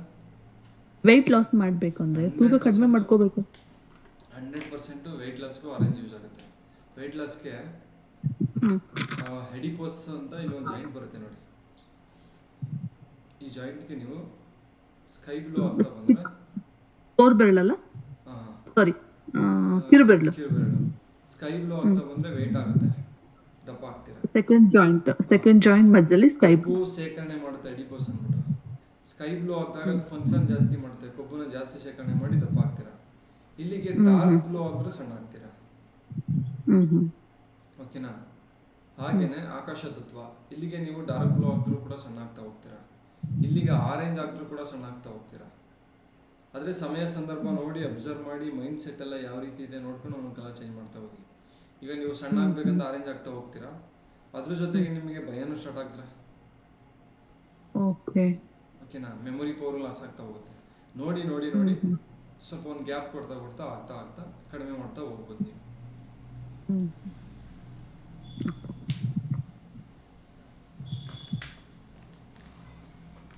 ಹರ್ನಿಯಾ, ತುಂಬ ಜನಕ್ಕೆ ಹರ್ನಿಯಾ ಆಗಿರುತ್ತೆ. ಈ ನಾಭಿ ಸೆಂಟರ್ ಇರುತ್ತಲ್ಲ, ಅಲ್ಲಿ ಸ್ಕಿನ್ನು ಮೇಲ್ ಬಂದ್ಬಿಡುತ್ತೆ ಹರ್ನಿಯಾ ಆಗಿ. ಅವ್ರಿಗೂ ಕೂಡ ನೀವು ಯೆಲ್ಲೋ ಕಲರ್ ಹಾಕ್ಬೋದು ಅವ್ರಿಗೆ. ಏನಕ್ಕೆ ಅಂದರೆ ಸ್ಕಿನ್ ಬಂದ್ಬಿಟ್ಟಿದೆ ಹೊರಗಡೆ ಅಂದರೆ, ಒಳಗಡೆ ಆ ಕರಳು ದಪ್ಪಾಗಿ ಹೊರಗಡೆ ಬಂದಿರುತ್ತೆ. ಏನಕ್ಕೆ ಅಂದರೆ ಭೂತತ್ವ ಇಲ್ಲ ಅಂತ. ಭೂತತ್ವ ಇದ್ದರೆ ಹಿಡಿದಿಡುತ್ತೆ, ಭೂತತ್ವ ಇಲ್ಲ ಅಂದರೆ ಅದನ್ನು ಬಿಟ್ಬಿಡುತ್ತೆ. ಓಕೆನಾ? ಕೆಲವರು ತುಂಬ ಶ್ರಮಕ್ಕೆ ಮುಂದೆ ಬಂದಿರುತ್ತೆ, ಭೂತತ್ವ ಇರಲ್ಲ, ಹಿಡಿದಿಟ್ಟಿರಲ್ಲ ಅವ್ರನ್ನ. ಹಾಗೆ ನೀವು ಎಲ್ಲೋ ಆಗ್ತಾ ಬಂದರೂ ಕೂಡ ಸ್ಟ್ರಾಂಗ್ ಆಗುತ್ತೆ. ಫ್ಯಾಟ್ ಕರಗಿಸ್ಬೇಕು ಅಂದರೆ, ಏನಾದರೂ ಗುಳ್ಳೆ ಕರಗಿಸ್ಬೇಕು ಅಂದರೆ, ಗಂಟನ್ನು ಕರಗಿಸ್ಬೇಕು ಅಂದರೆ ಆರೆಂಜ್ ಆಗಿದ್ರೆ ಕರಗ್ತಾ ಬರುತ್ತೆ. ಸಿಚುವೇಶನ್ಗೆ ತಕ್ಕಂತೆ ಅದು ಏನು ಒಂದು ವೈಬ್ರೇಷನ್ ಮಾಡ್ತಾ ಇದೆ, ಡ್ರೈಯಿಂದನ ಕೋಲ್ಡಿಂದನ, ಅದಕ್ಕೆ ತಕ್ಕಂತೆ ಕಲರ್ಸ್ಗಳನ್ನ ನಾವು ಚೇಂಜ್ ಮಾಡ್ತಾ ಹೋಗ್ಬೋದು. ನೀವು ವಾಟರ್ನ ಕಡಿಮೆ, ನಾರ್ಮಲ್ ಆಗಿ ನೀವು ವಾಟರ್ನ ಕಡಿಮೆ ಮಾಡ್ತಾ ಹೋಗ್ಬೋದು ಇದರಲ್ಲಿ. ರನ್ನಿಂಗ್ ನೋಸ್ ಇದ್ರೆ, ಕೋಲ್ಡ್ ಇದ್ರೆ, ಕೋಲ್ಡಿಂದ ತಲೆನೋವು ಬರ್ತಾ ಇದ್ರೆ, ಹೀಗೆ. ಓಕೆ, ಏನಾದ್ರು ಡೌಟ್ಸ್ ಇದೆಯಾ ಎಲ್ಲೋ ಭೂತತ್ವದಲ್ಲಿ?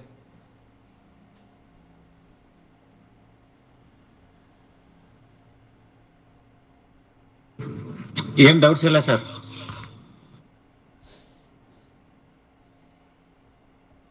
Purnima, Raghu sir, Arpita, any doubts in yellow colour? Thank you sir.